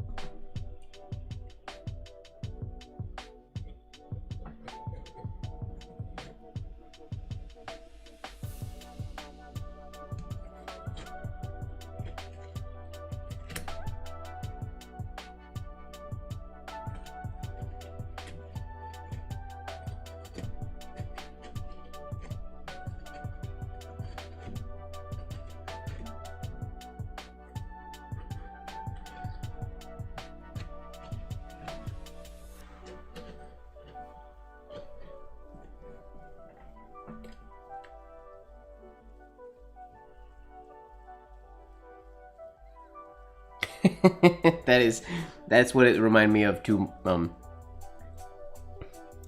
Definitely a dentist vacuum sound.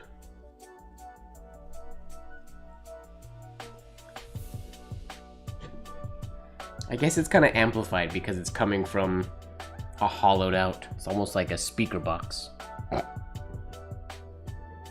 But there's gonna be another one now because it is very. I don't know if you guys can see how much. There's a lot of juice in there.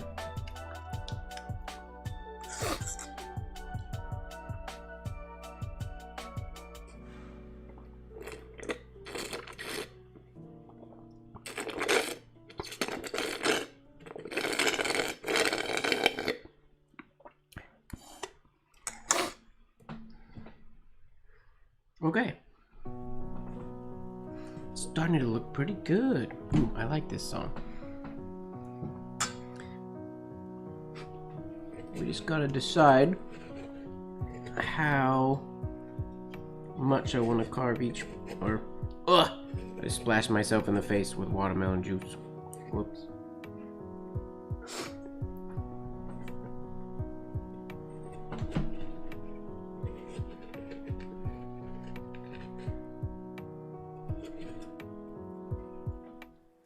I gotta say, this is way more enjoyable than emptying out a pumpkin.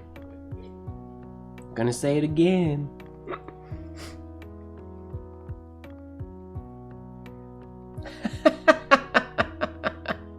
I can't help it, Carlo. I can't slurp my straw any quieter.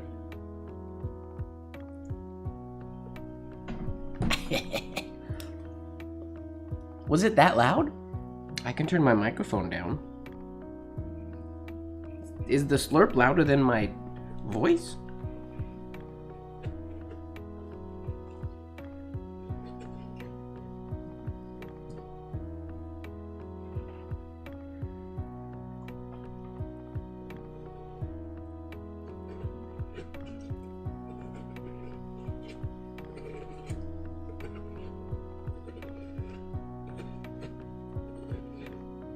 Okay, I'm getting close to the point where I want to stop for a bit because I don't want to make the wall too thin. It's definitely not thin enough yet, but I don't want to make it too thin. I think it's easy to go too far. So, what do I want to do here?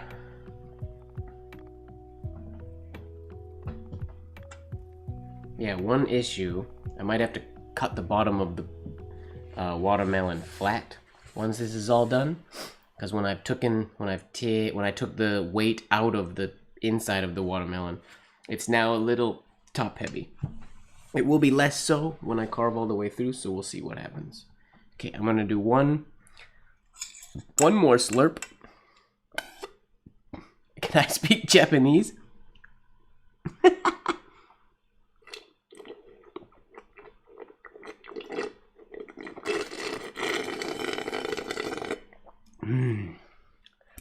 Watermelon daisuki. Okay, we're gonna leave that like that for a second, and we're gonna dedicate some more time or some more energy to this design. Now, I just have to be careful because as I go, liquid is going to accumulate in there, so I have to do periodic. Nani? Like, これは watermelon. What? Watermelon. I don't know what watermelon is in Japanese. Is it just? I feel like they would just say watermelon. I don't actually know how to say watermelon in Japanese. What up, Lurker Renee?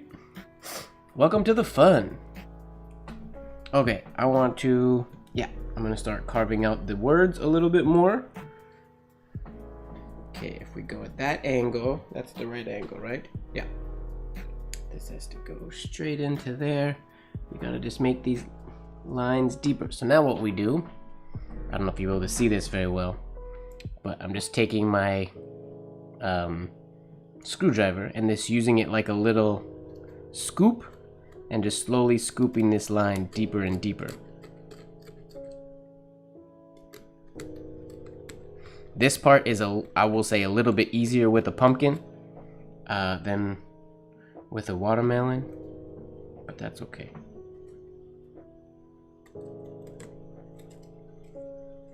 it just kind of turns to mush inside, and you can slowly just sort of chew away at it with the screwdriver to make the line deeper.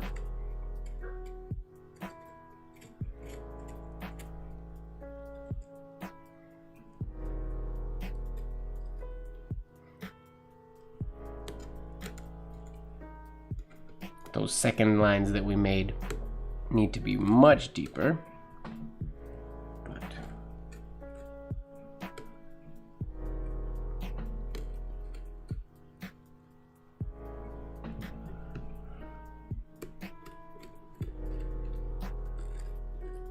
in general, all these lines might be a little too thin to be super visible. We'll see.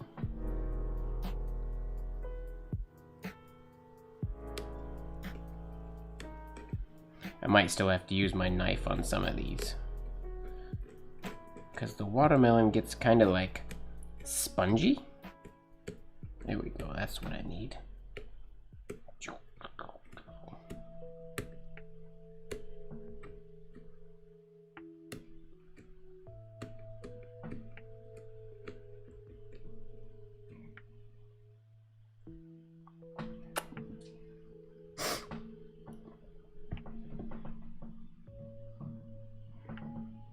I can put stones in there. I'm thinking, because it's still really, I haven't taken much of the red out of the design side.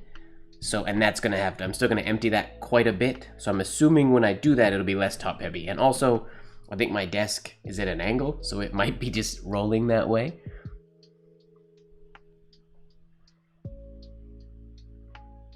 I could just clean film the back on, but it's not accumulating juice too fast, so I think we're okay. And I wonder, can I just do this? I can, there you go. No slurps.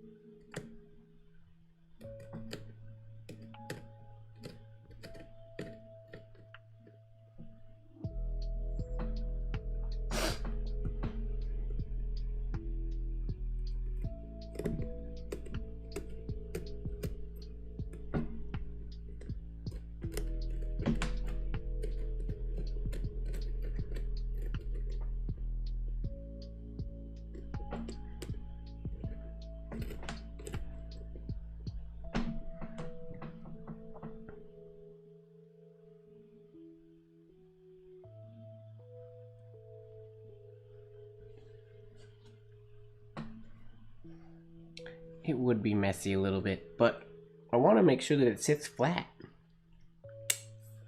I hopefully won't have to cut the bottom. We'll see, fingers crossed.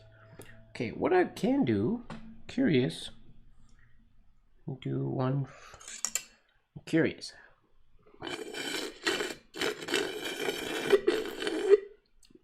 I don't remember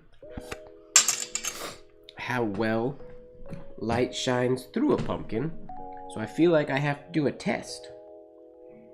And to do a test means I need a candle. So we grab our handy dandy jar o' tea lights, which everybody has a jar of tea lights, right? Jar of tea lights? If you guys know me, you know everything goes in jars. Earlier I was grabbing cotton balls from over here. You better believe it, jar of cotton balls. Everything has a jar.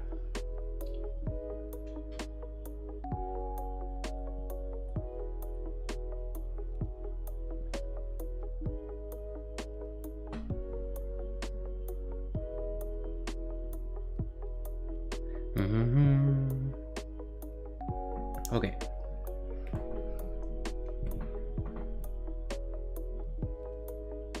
Let's get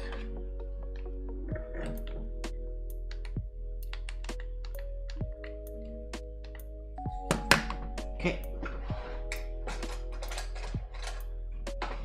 Time to play with fire for a little bit. Oh, how's this gonna work? Can I reach in there when it's lit? Yeah. The hole in the back is not very big. I'm pretty sure we won't be able to see anything yet, but I am just curious. I might have to get my barbecue lighter to make this a much easier process. Okay, candle is in.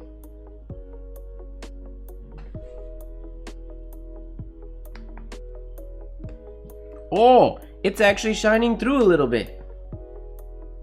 Okay, wait, I don't know if you guys are gonna be able to see it yet. Nope, you can't yet. What if I put it on, nope, definitely not if I do blacklight live lighting. Okay, but it is totally shining through. Wow. Awesome. Okay.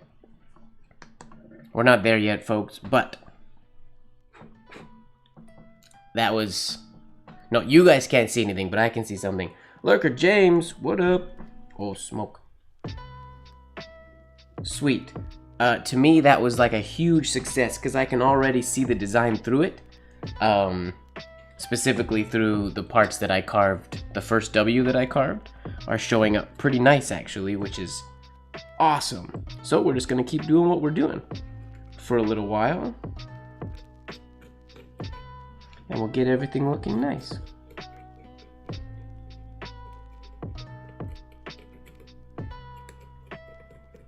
Hopefully my smoke detector doesn't go off. It's rather sensitive.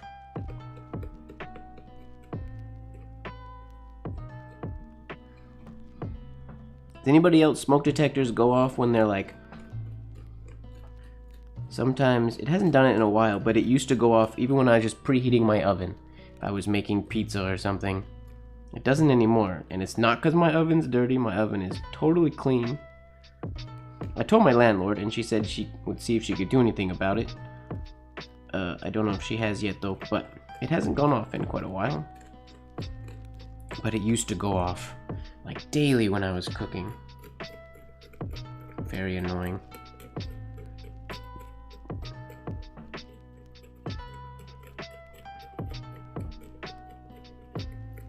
Yeah. So basically all I'm doing now is turning this, the white husk, into like a mush. Instead of trying to cut away even strips, you just sort of grind away at it and it turns to mush, and then you can scoop it out. This part works really well on pumpkins.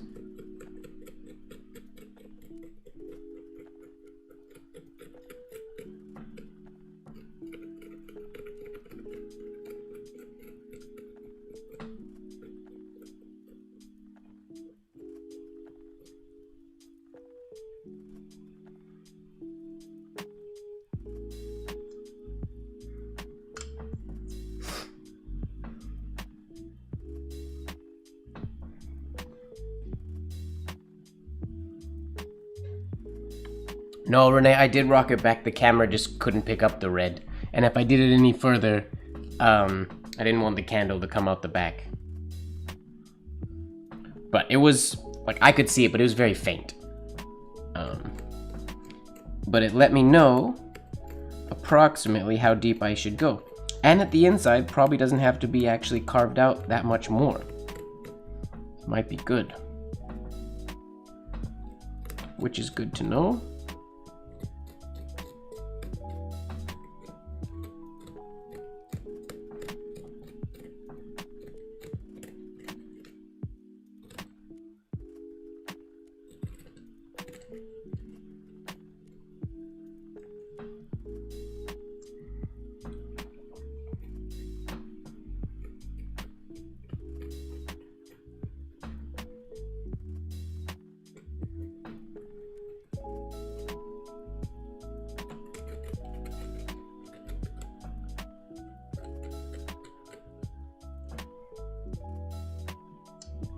There are a few parts that I know if I try to turn into mush, they will break.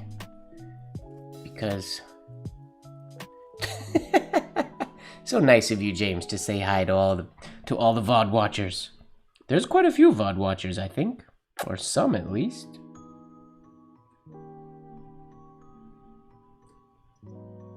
Some of these cuts with the knife because I don't want this little green slice to come out of there. We will use the scalpel to cut that little piece out of there.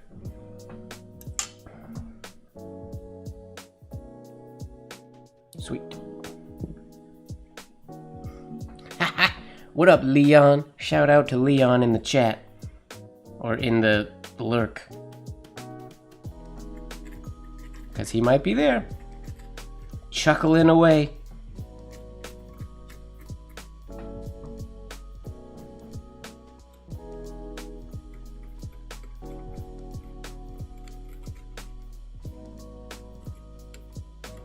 This will be the not so exciting part because it's going to take me a while to meticulously make all these lines deep without ripping any of the green skin.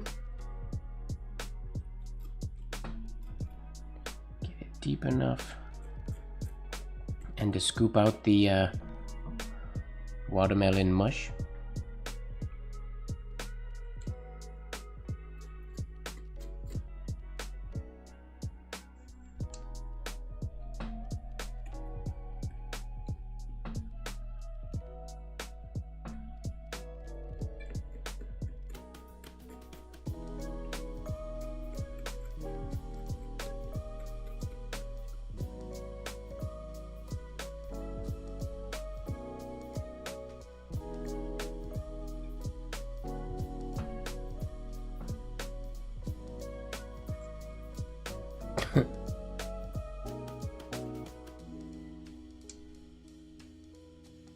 Maybe you did see something, Renee. It's possible. There was a little bit of light, but it was only through a couple parts, and it was mostly the parts that I cut first. The parts that I used the gouge for were definitely not visible yet. I could only see them because it's not pitch black in my apartment. Because of my computer light and whatnot.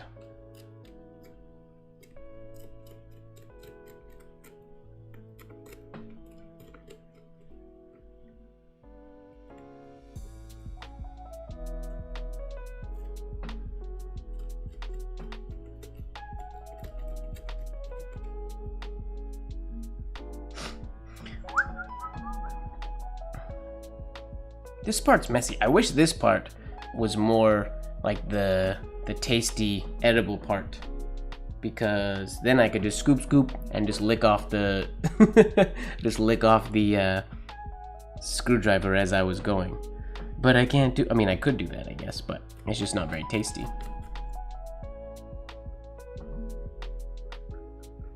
Gotta be careful in this part here.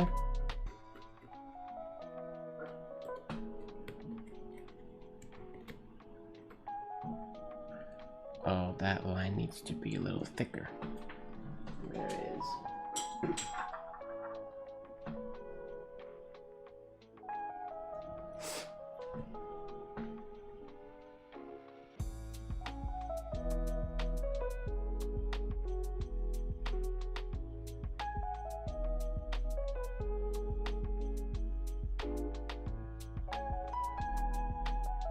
Where's Lupfer? He hasn't chatted yet today. He's been staying quiet.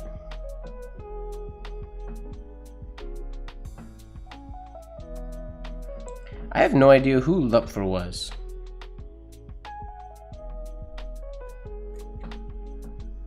Nobody has alluded to their sneakiness yet. What's happening? There we go.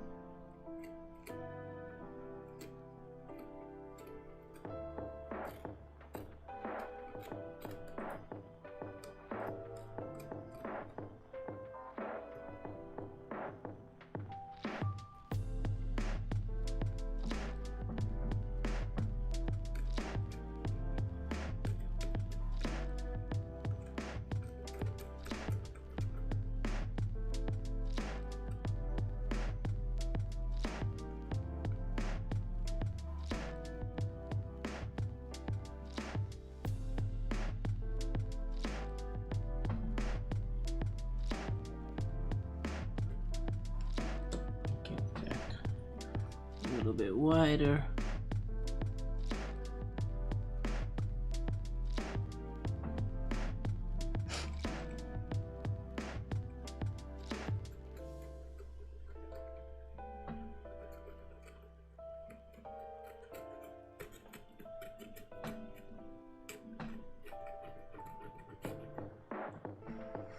Apologize that this part is rather time consuming. How's our... Oh, there hasn't... Not that much juice has accumulated in there, so we're doing good.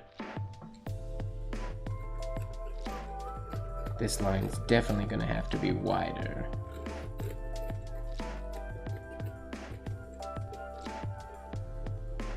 Eventually.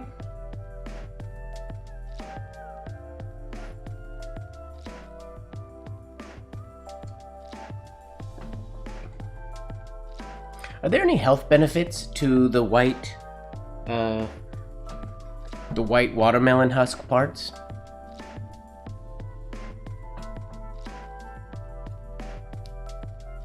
Scratching ASMR? What is that? Is that... I don't know if I don't think the microphone can pick up that, can it? The scratching sound inside the watermelon?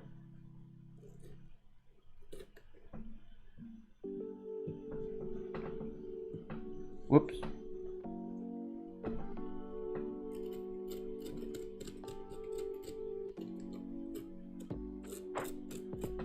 Sorry.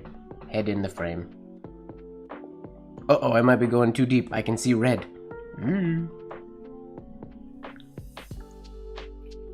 I see red. Maybe too deep. Because this line is supposed to be going up there.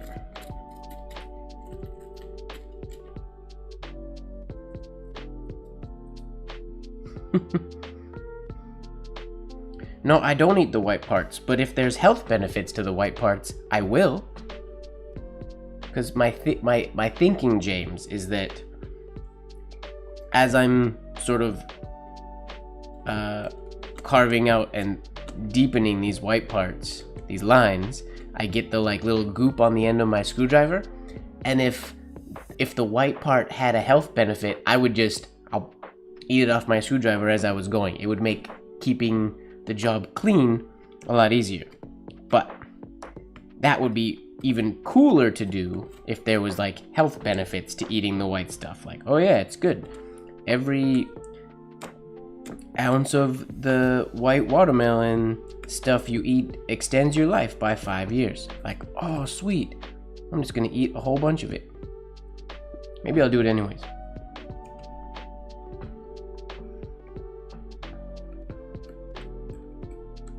Literally just because it makes things a lot cleaner. I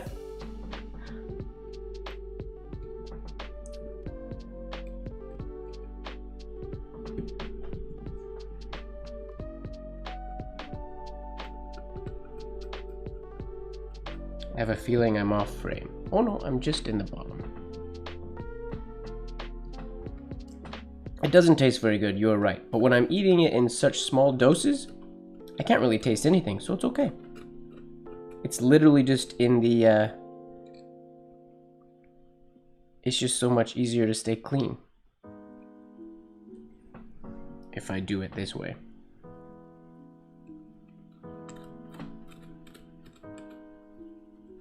Otherwise, I gotta pick it up with my fingers and put it in the bowl, and it's just a whole problem, you know? Such a problem.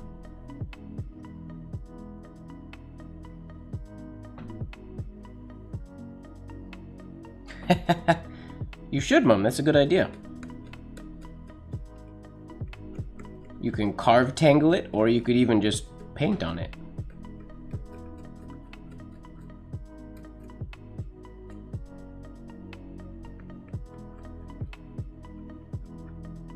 I don't see any reason not to.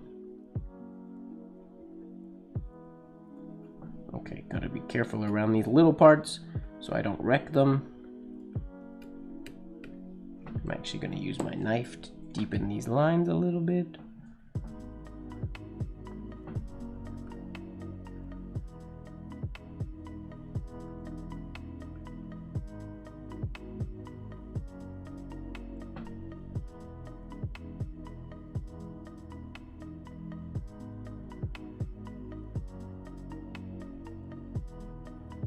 watermelon doesn't sort of chew away quite as easily as a pumpkin does.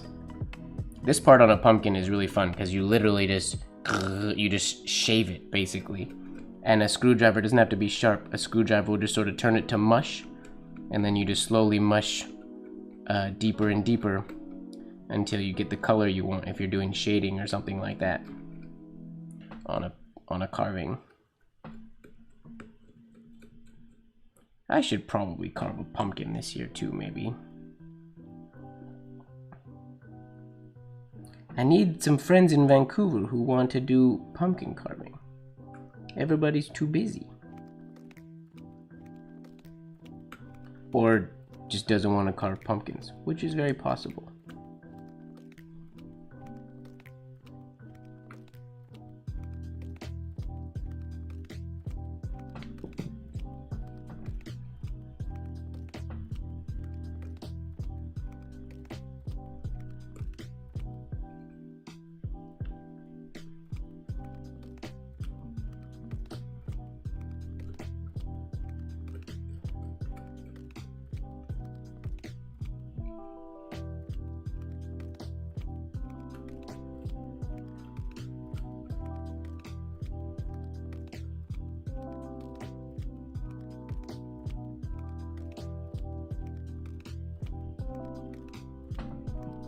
Gotta be really careful inside this G. All these little intersections. I don't want them to be ruined.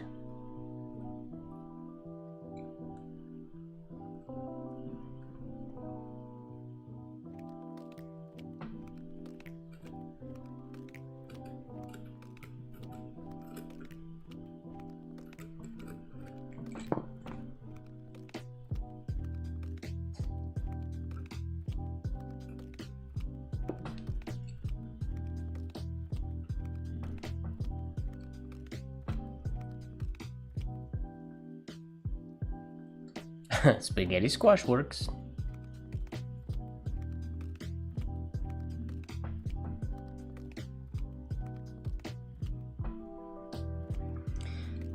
Talent, no. It doesn't take talent to carve a watermelon or a pumpkin.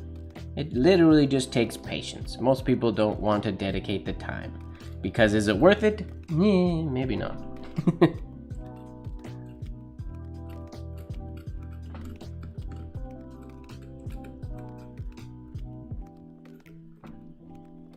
I'm gonna make this line a little wider.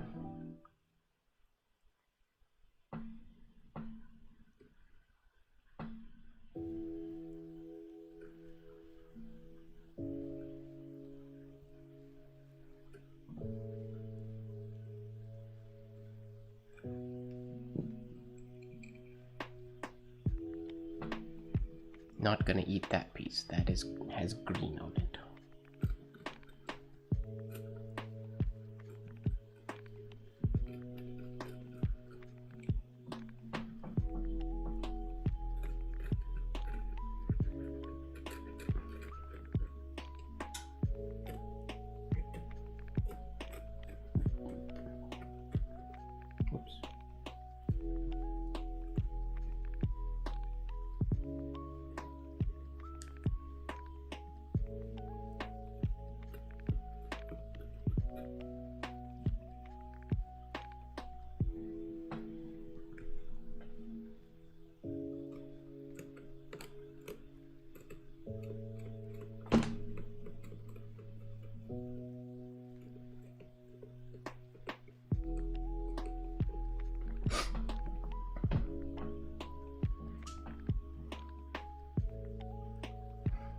Those people that do the competition carving are crazy.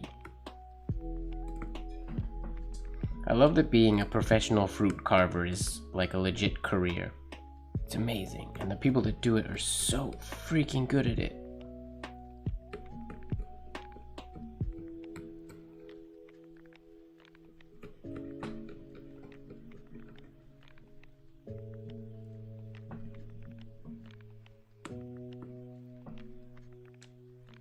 Okay, cut these or I'm gonna wreck something.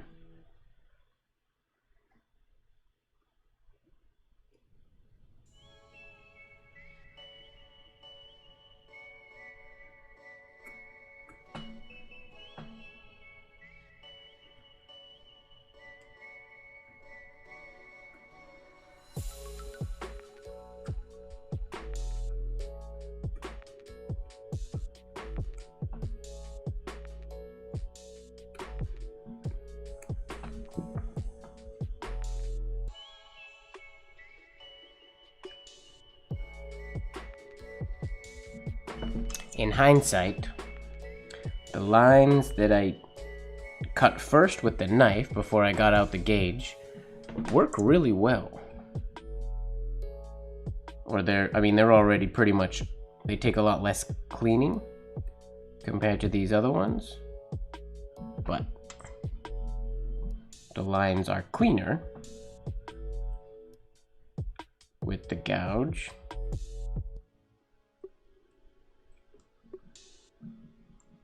Takes a bit. I need a snack.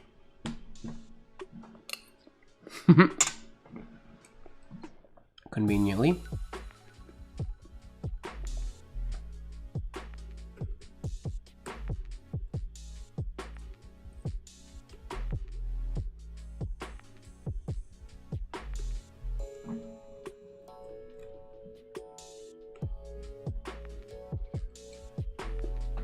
I don't remember what I carved the first time I carved a watermelon. I think it was words, but I don't remember what I carved into it.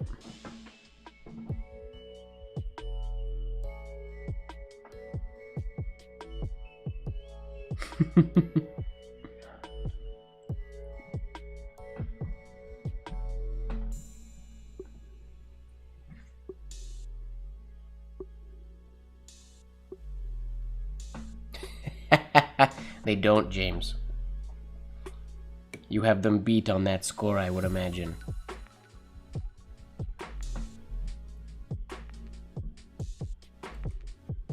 I would guess anyways. I don't know. Maybe they do.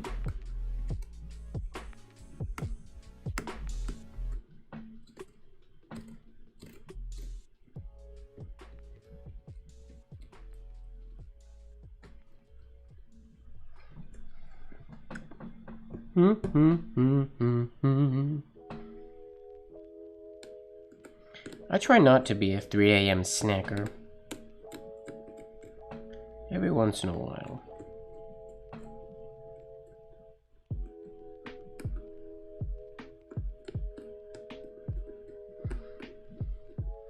I think I've mentioned in here before my issue with cookies. How I'm not, or I haven't for years. I don't really allow myself to buy cookies that much because I have zero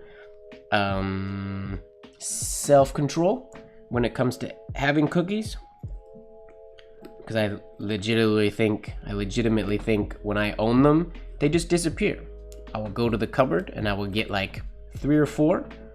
And when I come to my desk and I sit down and I eat one, and then when I reach to grab the next one, they're all gone. I don't know how that happens, but it just seems to happen. But I am proud to say that for the past 24 days, so I bought myself,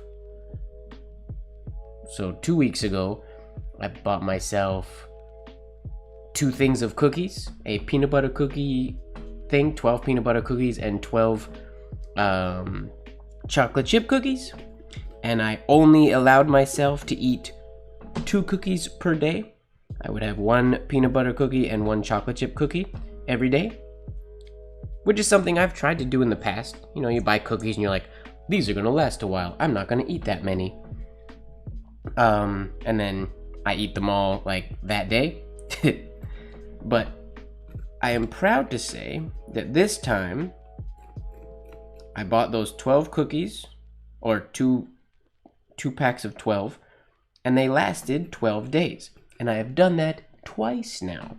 So I have officially gone 24 days or more, because there were some days I think I was on set and I skipped a cookie. I didn't even have a cookie because I was on set, so I probably had some kind of snack on set. But I did it. My self-control did what it was supposed to do and allowed me to only have 2 cookies per day for the past 24 days. Today I bought 12 more cookies and I will do it again. I am very proud of myself. Celebrating that is a little win for me because cookies are a problem for me.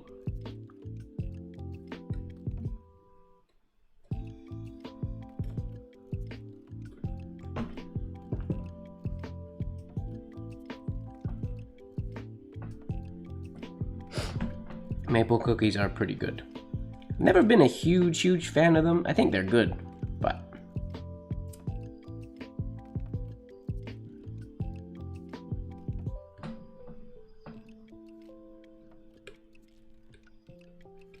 I like chocolate chip, simple chocolate chip, peanut butter, and of course, Oreos.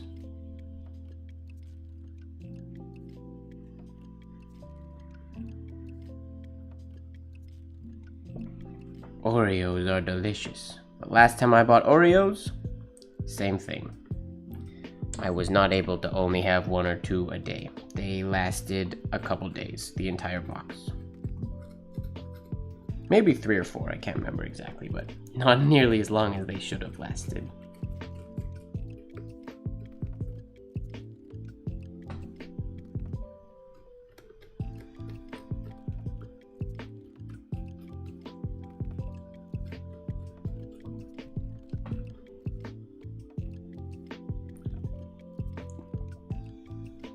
Okay. Cut this little thing. This little intersection so I don't break it.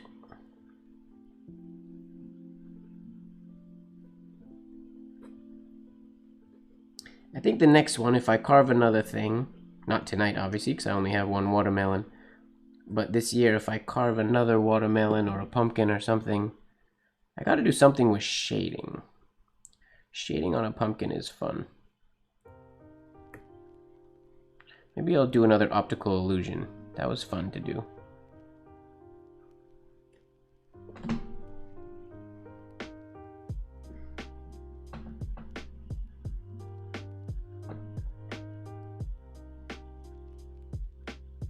See, Kahlo, that's what I'm normally like. I normally have the worst self-control ever. It's something when it comes to like cookies. I have good self-control for some things, and then other things, absolutely not. Cookies, I've never had self-control with cookies until these past, I guess this past month now when I've been trying really hard. And it doesn't mean that I've been eating super healthy these past 2 weeks. I mean, I've been having my meal prep. So I guess healthy-ish, but I'm trying to fix my cookie situation because it's bad. Or was bad. Maybe it's not bad anymore.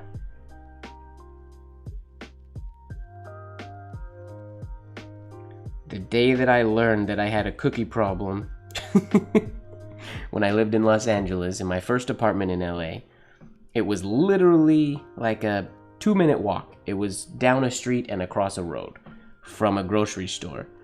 And I went and I did my regular grocery shopping and I was walking home and I had bought a box of Oreos. And I was eating them on the way home. I had opened the box in the bag as I was walking. And when I got to my door, when I was unlocking my front door to my apartment, I reached in to get a cookie, and it was empty.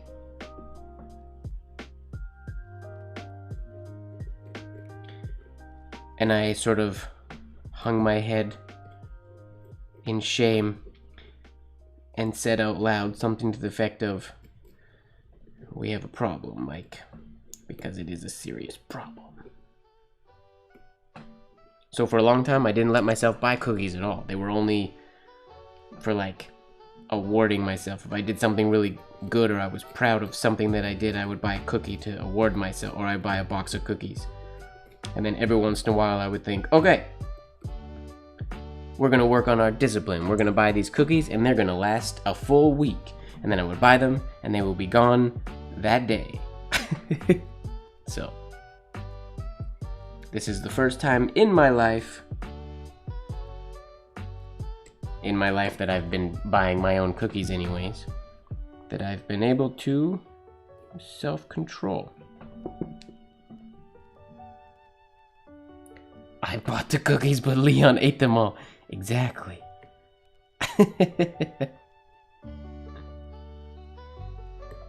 I like this song. Come on, get out of there. This is time consuming. I think the G's almost finished. Or almost this step anyways. We'll have to refine it more, but I think most of the lines are fairly deep. I'm assuming in here it's gonna be need to be thicker, but I'll have to be very careful so I don't, all of these little things are very springy and I don't want them to break out. Oh, I forgot about that little chunk. Oh, and the top of the loop, I didn't do that yet either. Sorry, I'm not paying attention to the chat at all today. Trying to rush to get this done so this stream isn't a billion hours long.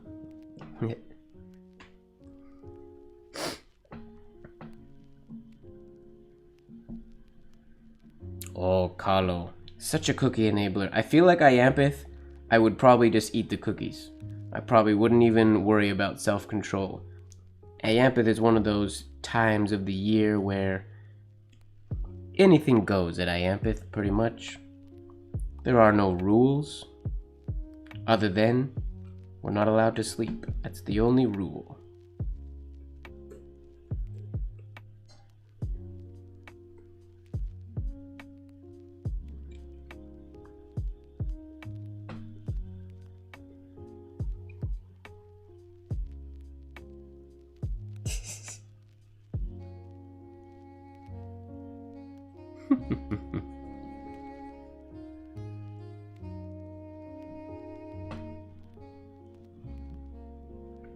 Let's fix this G. Is very flat on the bottom. I carved it in a kind of funky shape. Let's fix that oval a little bit if we can. We're carving a watermelon, but we still can try to have good letter forms, I guess. It's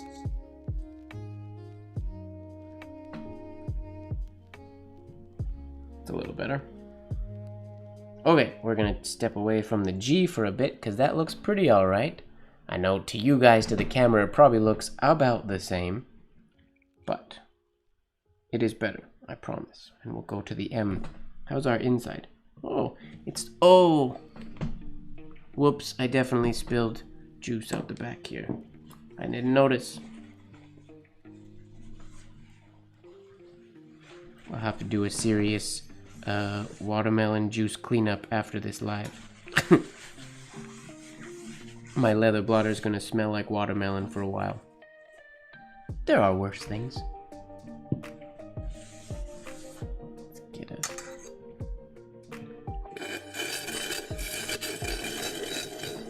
I kind of forgot that it was open on the back. Watermelon! Oh.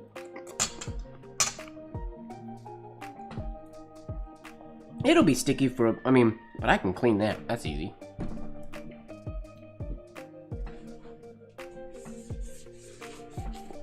Stickiness is easily fixed. That would have been the smart thing to do, Marilyn, but meh. The amount of ink and other things I've spilt on this desk, a little bit of watermelon juice can't hurt it. And if it does, well, I'm the guy who makes the leather blotter, so I'll just replace the surface. I don't think I'll have to do that. But okay. To the M. Yeah, I kind of have just been moving this around freely, forgetting about the backside.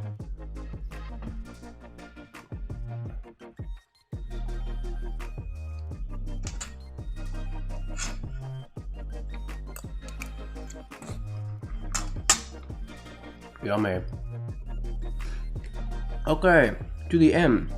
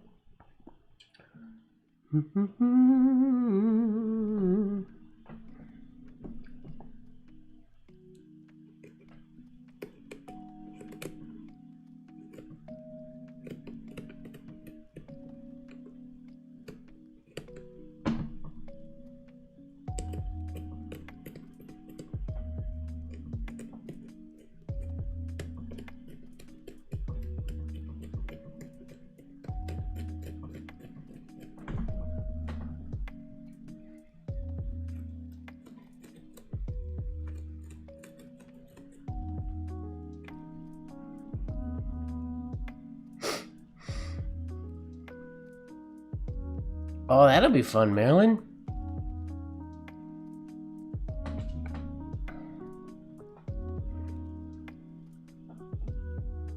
How long can I keep the watermelon after I carve it?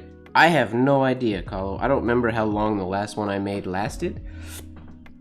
We'll let you know. Maybe I'll do progress reports on this one as it starts to wilt. I don't imagine quite as long as a pumpkin. Watermelon facts, or no, jack-o'-lantern facts. Did you guys know that the first jack-o'-lantern was actually a turnip?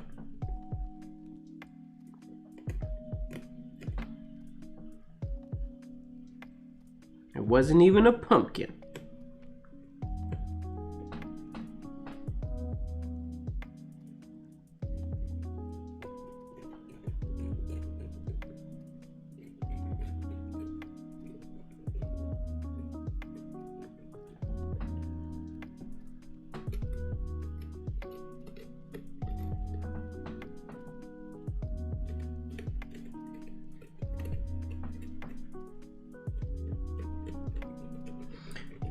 Carving out a watermelon.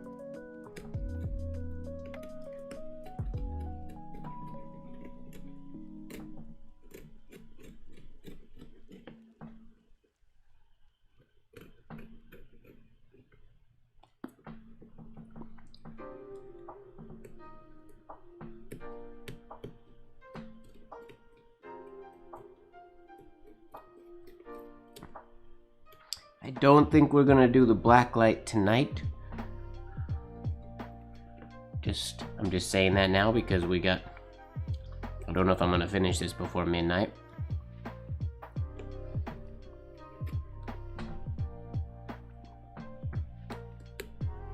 But I definitely can't carve in the dark. And I don't know if watermelons glow or not. Have a good night, Marilyn. We'll see you soon. And have a great week. It's a fun week for you. And happy birthday on Thursday, if we don't talk to you before then.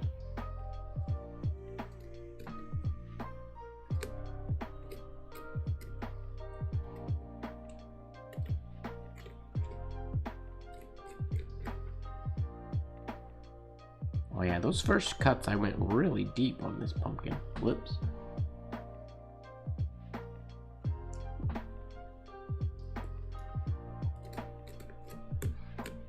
It's not tough, it's just time consuming. Or a turnip. A turnip would be tough. Yes.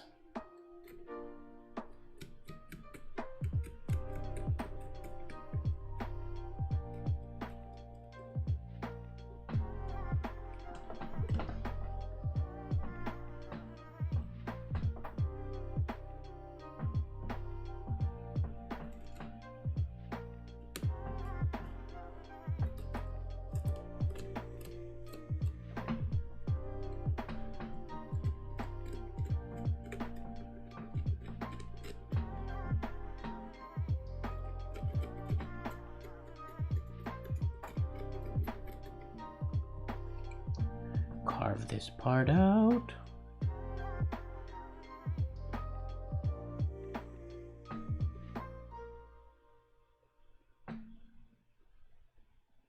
I gotta get some new scalpel blades in a better size, but check out what I got in the mail today. Let me take a break from the watermelon real quick. Check out what I got in the mail today. Oh, what's happening to my cable? There we go. I don't have a blade for it, but I got this for paper carving. For when the thick cardstock comes in and I'm gonna want to do carving, I use the X-Acto or the scalpel I have with the rounded blade. I got this,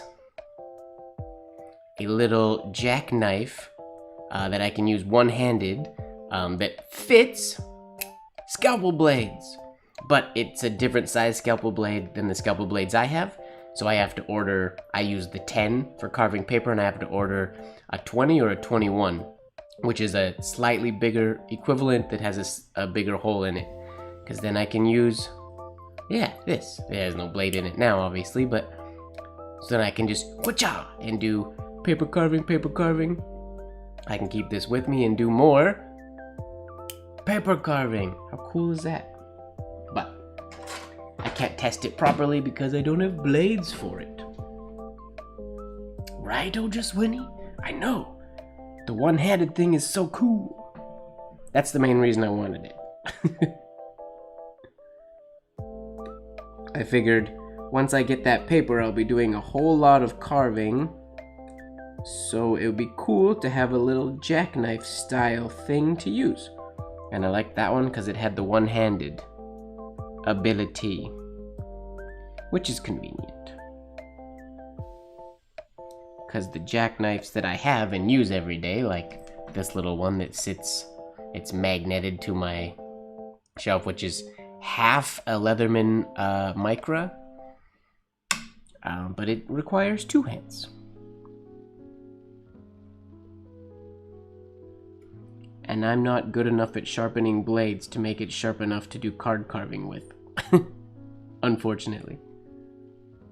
I tried to sharpen it, and it's pretty sharp, but I prefer using the scalpels. They make it a lot easier.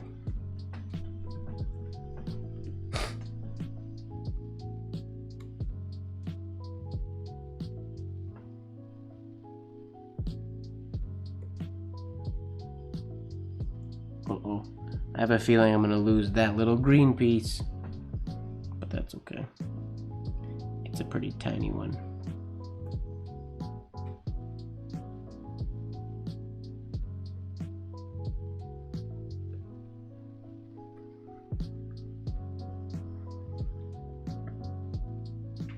Oh, how'd it go, Carlo? It was the most amazing thing ever, and you'll never use a nib without doing it again. Hmm?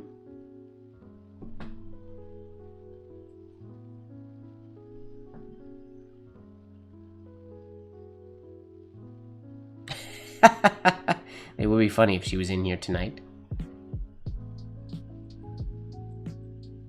Some of my late night lives are a little more productive than others. I will say that's true.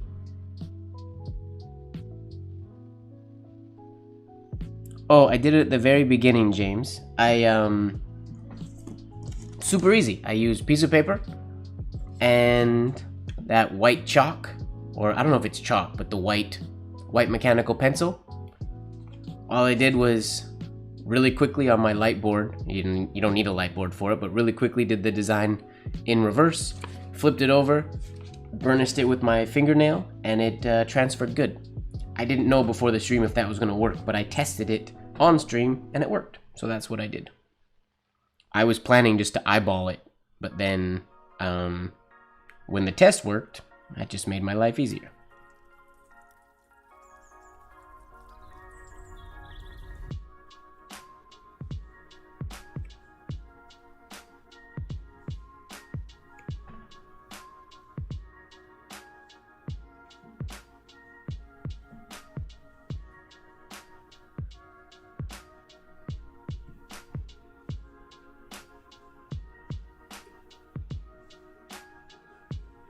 Yeah, I printed it right before the stream. My original plan was just to print it to have a visual reference and then just to draw it on, but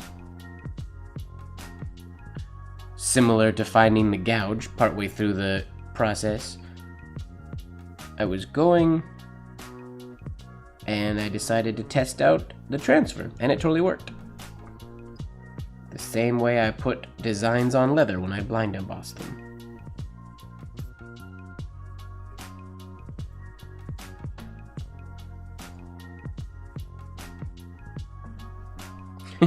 Did it end up working, Kahlo?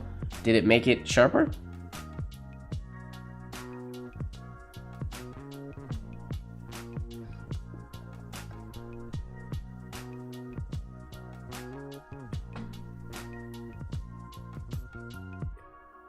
It doesn't require a whole lot of knowing what you're doing. It's just really making the tip sharper.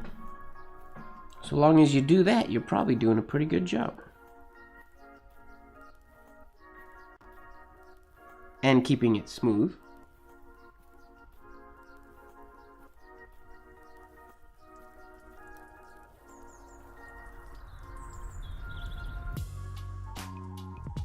Oh, wait. This M is supposed to have a shade here. This is supposed to have an accent shade. How silly of me. I forgot to carve in the accent shade. Let's do that now.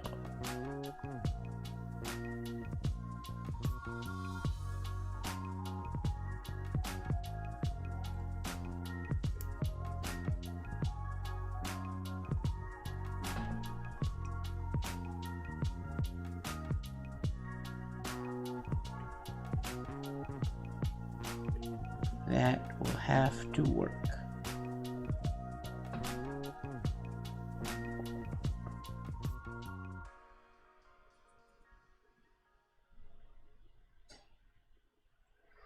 I have an Instagram video about sharpening nibs, but I am filming a better one. I know I've been talking about it for a long time, and I have to actually get it done.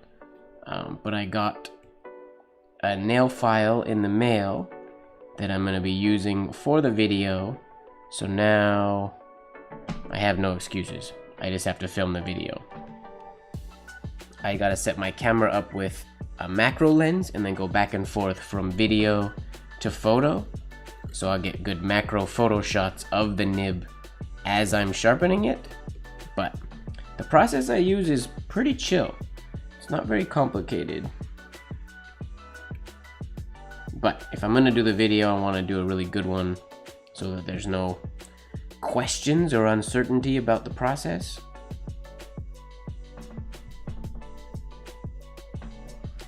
It's mainly the sides, the sides of the tines.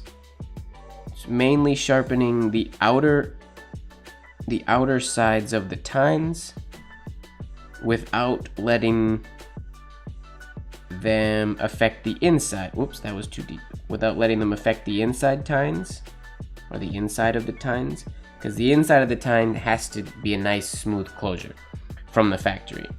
So it's just basically sharpening the outside to come to a point closer to the inside line, which sounds more complicated than it is, I feel like.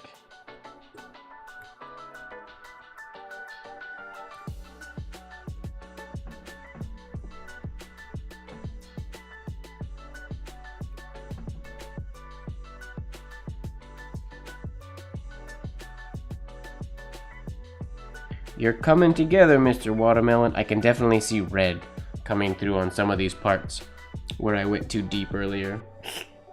Oopsies.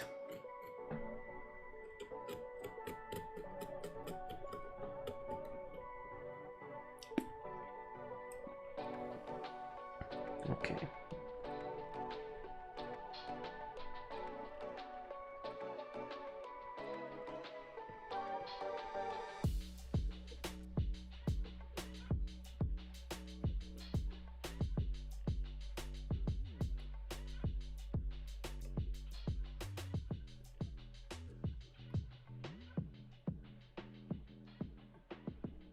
Whoops. Cut in a straight line, Mike.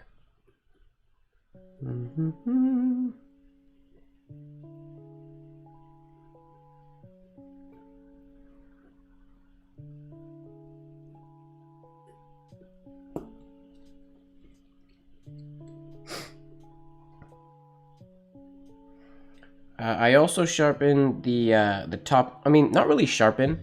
I'll narrow the top and bottom a little bit, but that depends on the nib. Like the Hunt 101, I mean, you essentially want the sides and the top and bottom to be the same width, so your hairline is the same when you're going up and down and side to side. So if you make it really fine, if you make your tines really fine side to side, then your top and bottom, it might just be too fat, so it might have to be thinned that way. So that kind of depends on the nib you're using. Stuff like that will be discussed in the video when it gets made.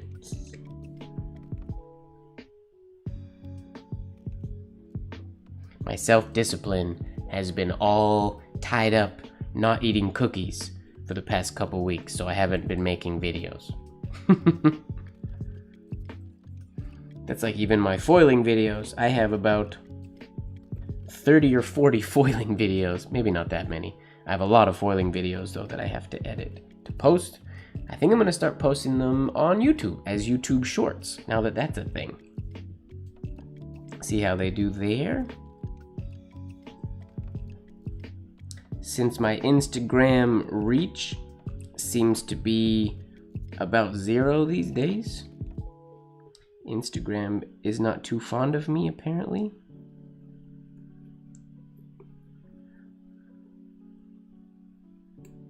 I don't understand how you can have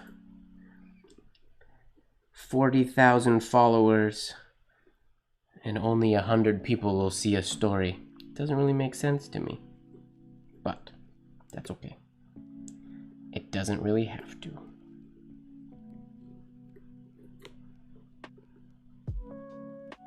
Okay, last line, and then we're going to do a test. Whoop whoop. Okay, not clean, but let's do a test.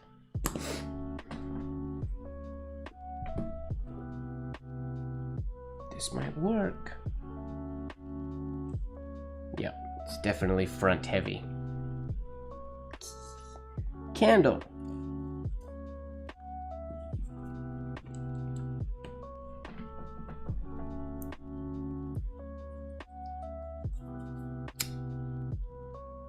And see, everything in my life is wrapped in leather.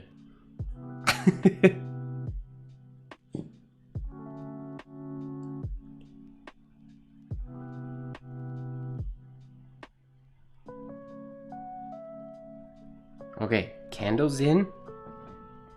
Candles in. Let's turn the lights off.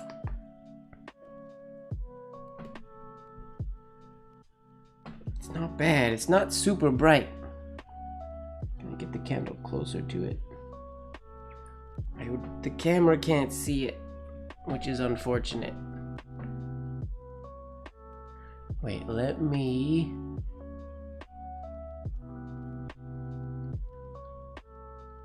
Can you see it? You can't see it, can you? Darn it, it's too dark. It is there, I promise. But it's invisible, which means I just have to make it a little deeper. Whoa, bright. Oh, and that's also why it's really hard for me to show you when... Well, here, let's put the candle... Ow. Ow.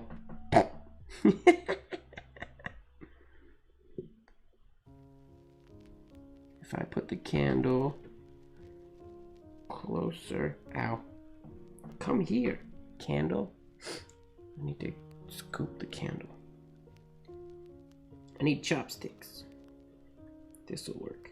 There, if I can put the candle this way, the pumpkin wouldn't normally sit this way, but maybe I can get it so I can... There. Ah, it's only a candlelight. Can't hurt that much. Now, maybe you guys can see this. Oh, come on! It is glowing. I swear to you, I can see it. So the camera just can't pick it up, which means I just have to make it so it's brighter. Okay. Operation make it so it's brighter. Let's put the candle out. Okay. Smoking watermelon. You shouldn't smoke watermelon, it's bad for your health.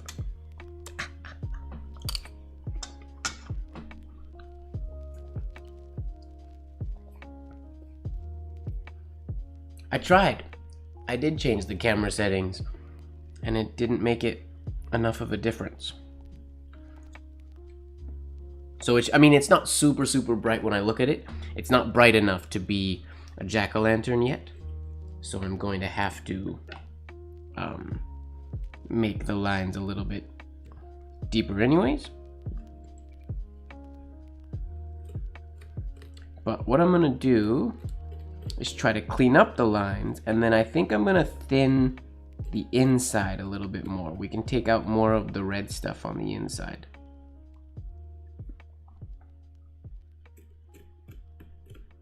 I think.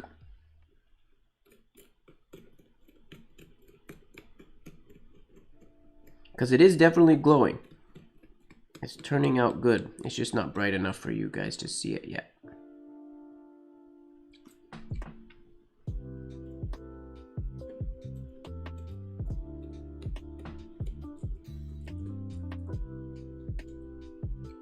Oh gosh, it's 5 minutes to midnight.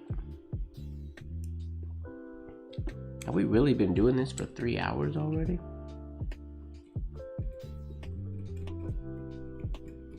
I am slow, apparently.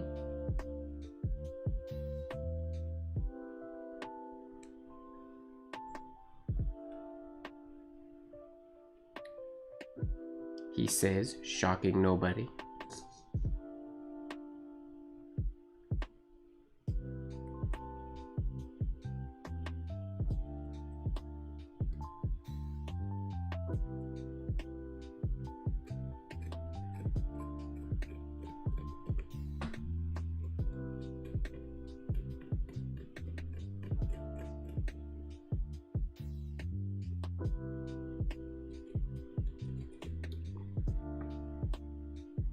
And maybe on the next test I will use 2 tea lights. Let's see how that works.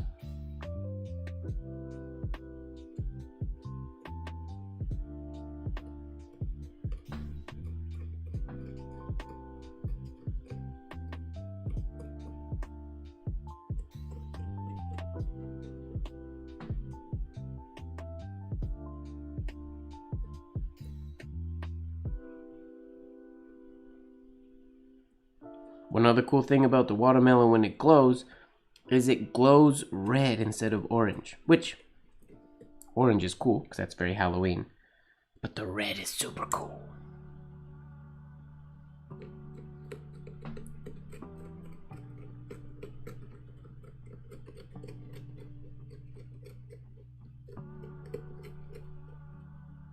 Whoops, I might have done that wrong. Come on.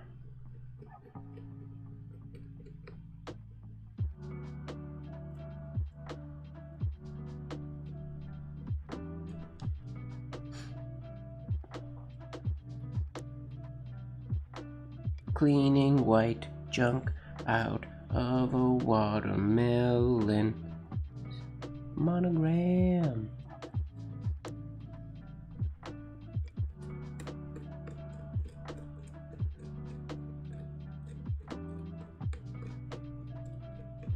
don't think I have any bulbs that could go in here. And I also don't really want to get watermelon juice all over my light bulbs.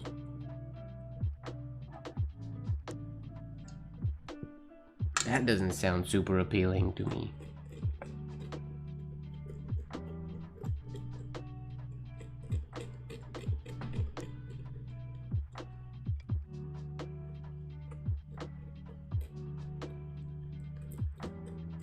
There, we get the shades nice and clean.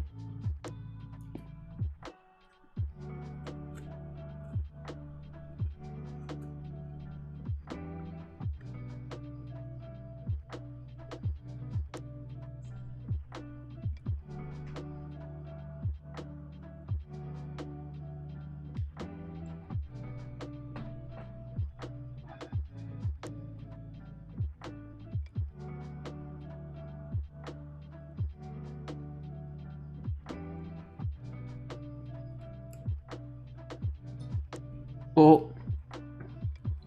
Now, does blacklight or does watermelon glow in blacklight? Nope. Oh, that would have been convenient. Wax does.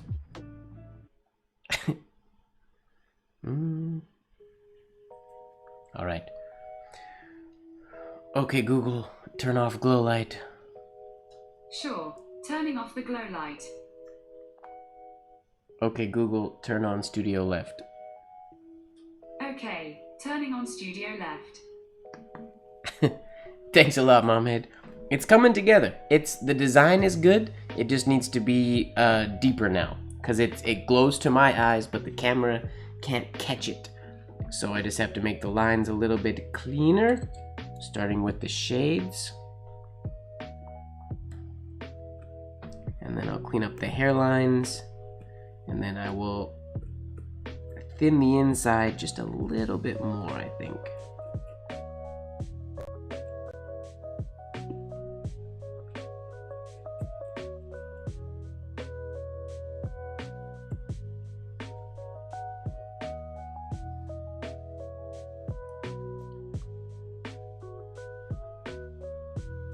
I'm gonna have to thicken up this line a little bit.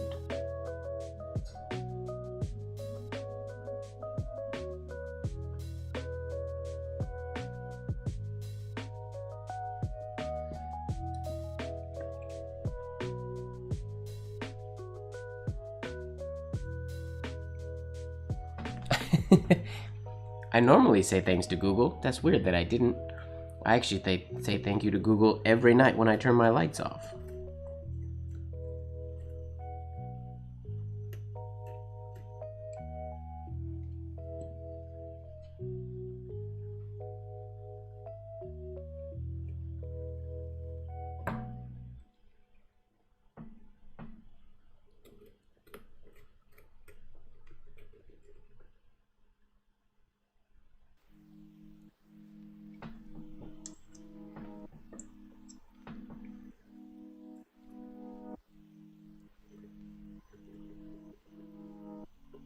Okay.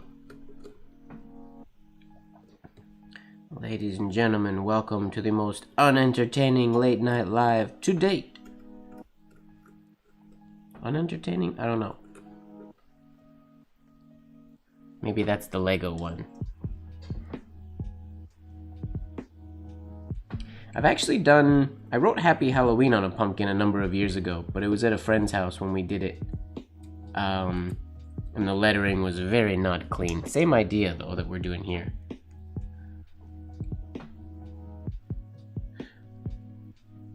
But it was, the lettering was really big. The pumpkin was decent size, but it wraps around. So unfortunately, you can't see it all from the front. You have to, like, rotate the pumpkin in order to see all the words, which is kind of unfortunate. Not super convenient.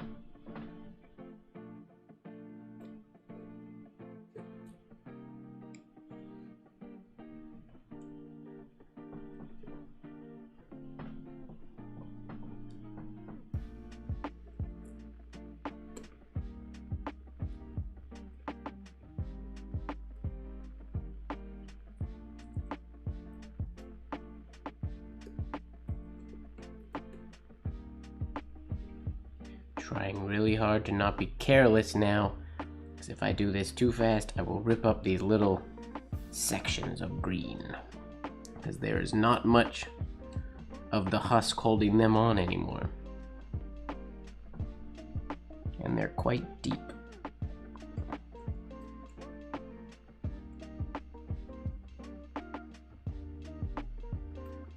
Come on. Come out of there. Here we go.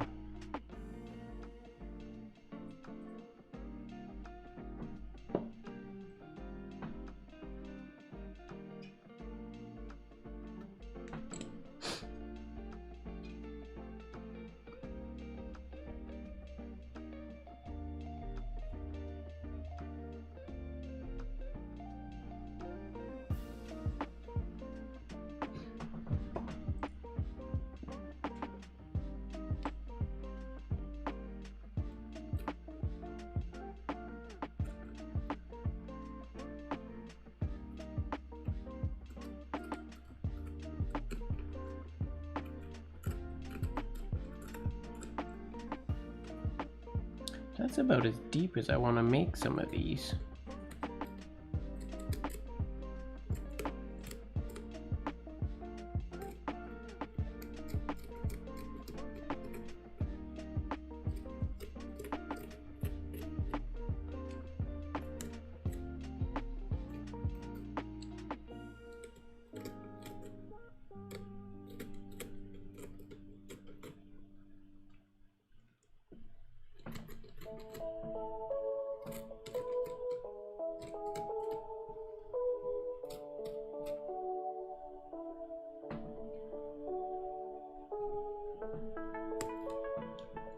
Okay, couple more little peels on the M, and then we'll thin out the inside, and that, hopefully you guys can see it, because that's about as much as I can do. It'll start falling apart if I do much more.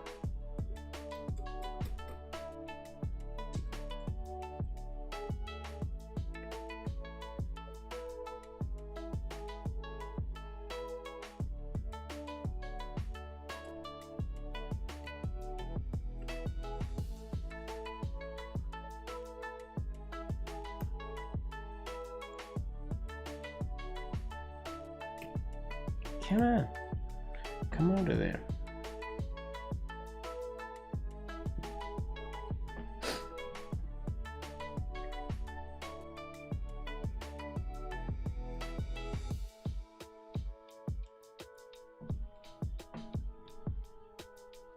Who's messaging me on Instagram? Oh, a whole bunch of people.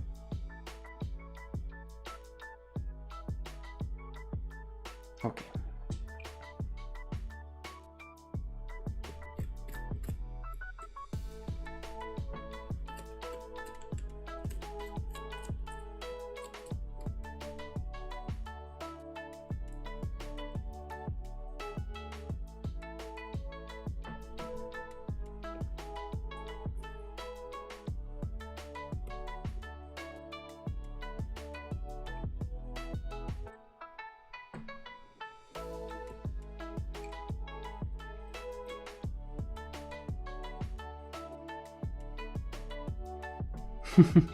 See you later, Kahlo.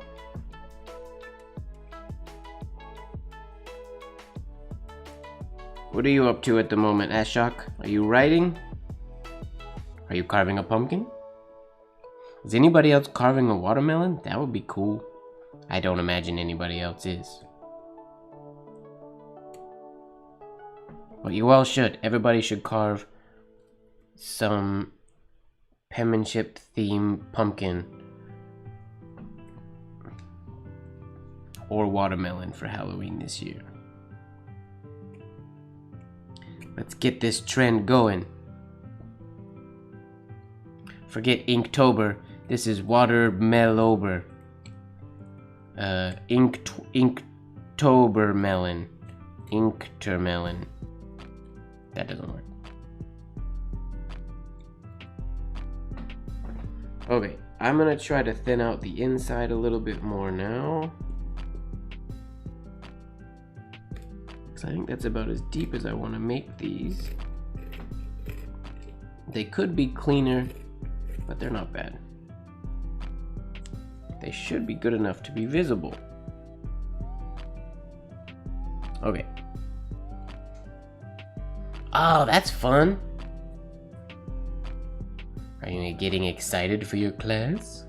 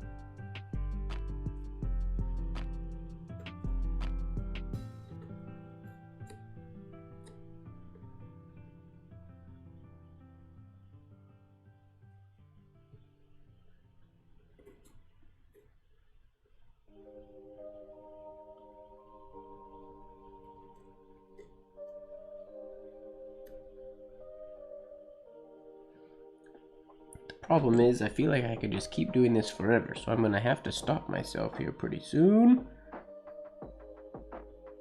and actually do the inside.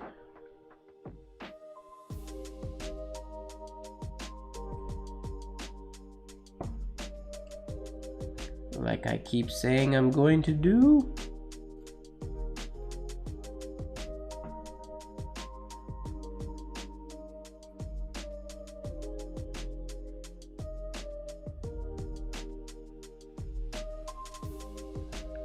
Sewing, that's fun.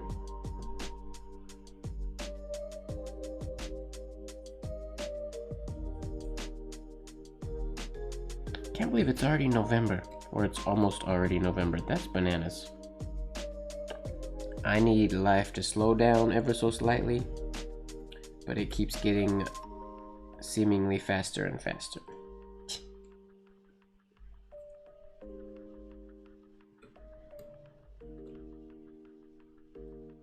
Okay, let's do a little bit on the inside. Get the candle out of there for a moment.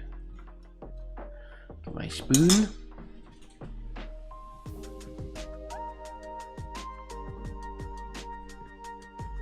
Now, I don't want to go too deep.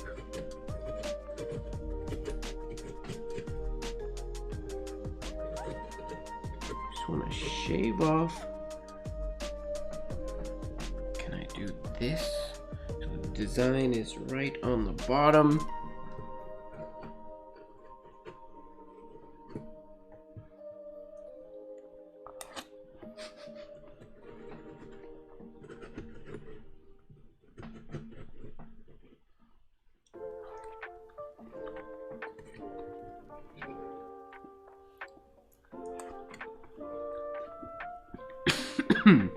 Midnight snack.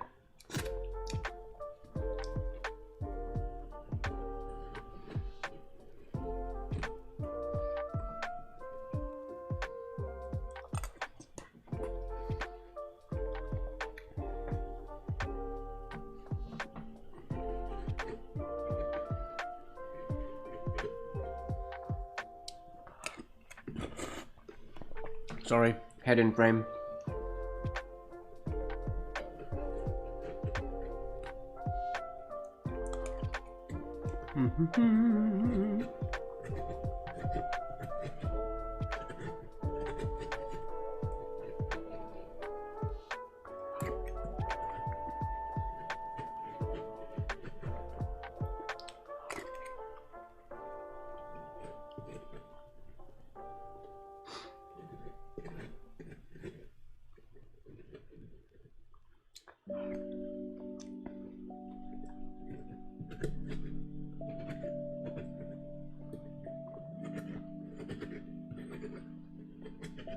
Keep splashing myself. Everything around my desk is gonna be sticky.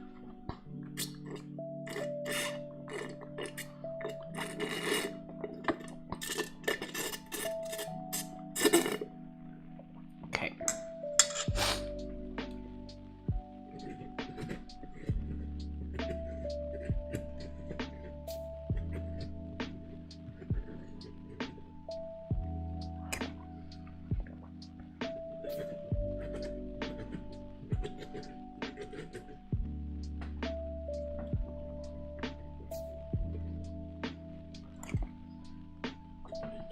Okay, I think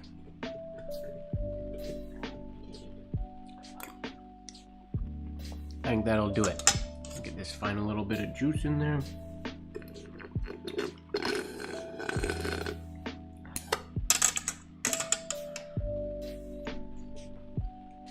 Hopefully, you guys will be able to see that. Fingers crossed.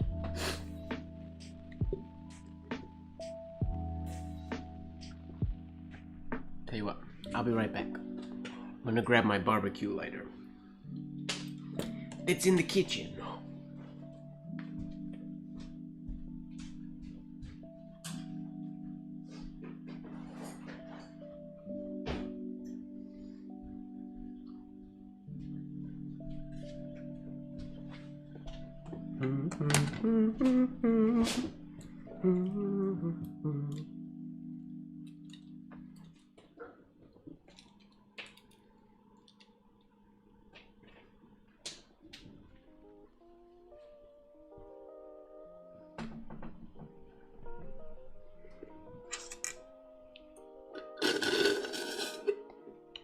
Okay, let's put 2 candles in there. Jar o' tea lights. 2 candles. And I'll do it up so that you guys can see it. Hopefully it's bright. Oh, shoot.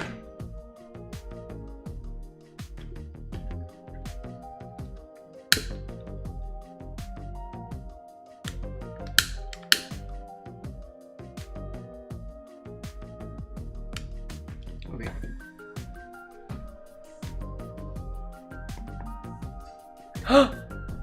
You can kind of see it. Still not very bright though. Okay, wait, can I make it brighter?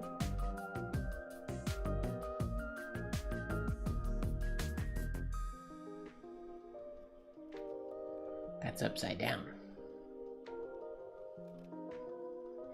Don't burn my house down. Check it out! That totally works!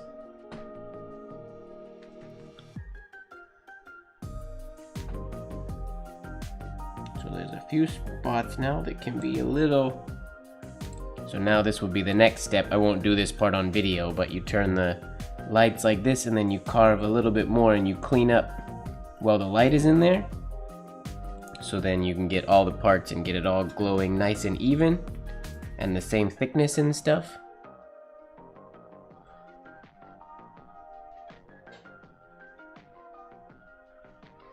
And then I just realized I have to carve a breather hole into the lid. But the lid, oh, does it get even, it gets even brighter when I put the lid on, but the candles will die if I do that. I have to put a hole in there. But essentially, there's our watermelon.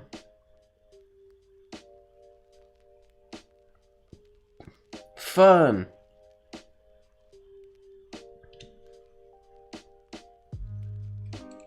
This G needs to be a little bit brighter in here. But anyways, I think there is let me put the brightness back down to normal. I'm gonna turn the lights back on. Watch your eyes, everybody. Lights are coming back on.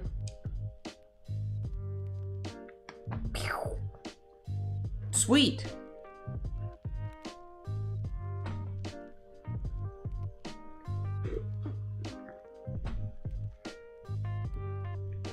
Whoa, keep that in there. We're gonna call that, I think I'm gonna call that a night. That turned out pretty cool. It needs to be cleaned up a little bit more, but that's the thing. I feel like, I mean, we're past midnight and we're not glowy. I have to clean up all of the stickiness around my desk now. Thank you very much, everybody, for hanging out with me. I think I'm gonna end this one here because it's done. I'm gonna refine it a little bit more, I think, and then take some pictures of it and I'll post them on my Instagram. Good night, Mom. You're going to sleep, but I'm gonna sign off as well. So, like I said, thanks a lot, everybody, for hanging out with me. I hope that you are falling in love with the process. Be that process penmanship, be that process watermelon carving, be it prepping handouts for your class, be it anything. Enjoy that process and what it brings. And make sure, everybody, that you are falling in love with the process. I just said that part. So now I say, don't forget, ladies and gentlemen, that life should be just a bit of silliness, really. Good night, everybody. Happy Halloween.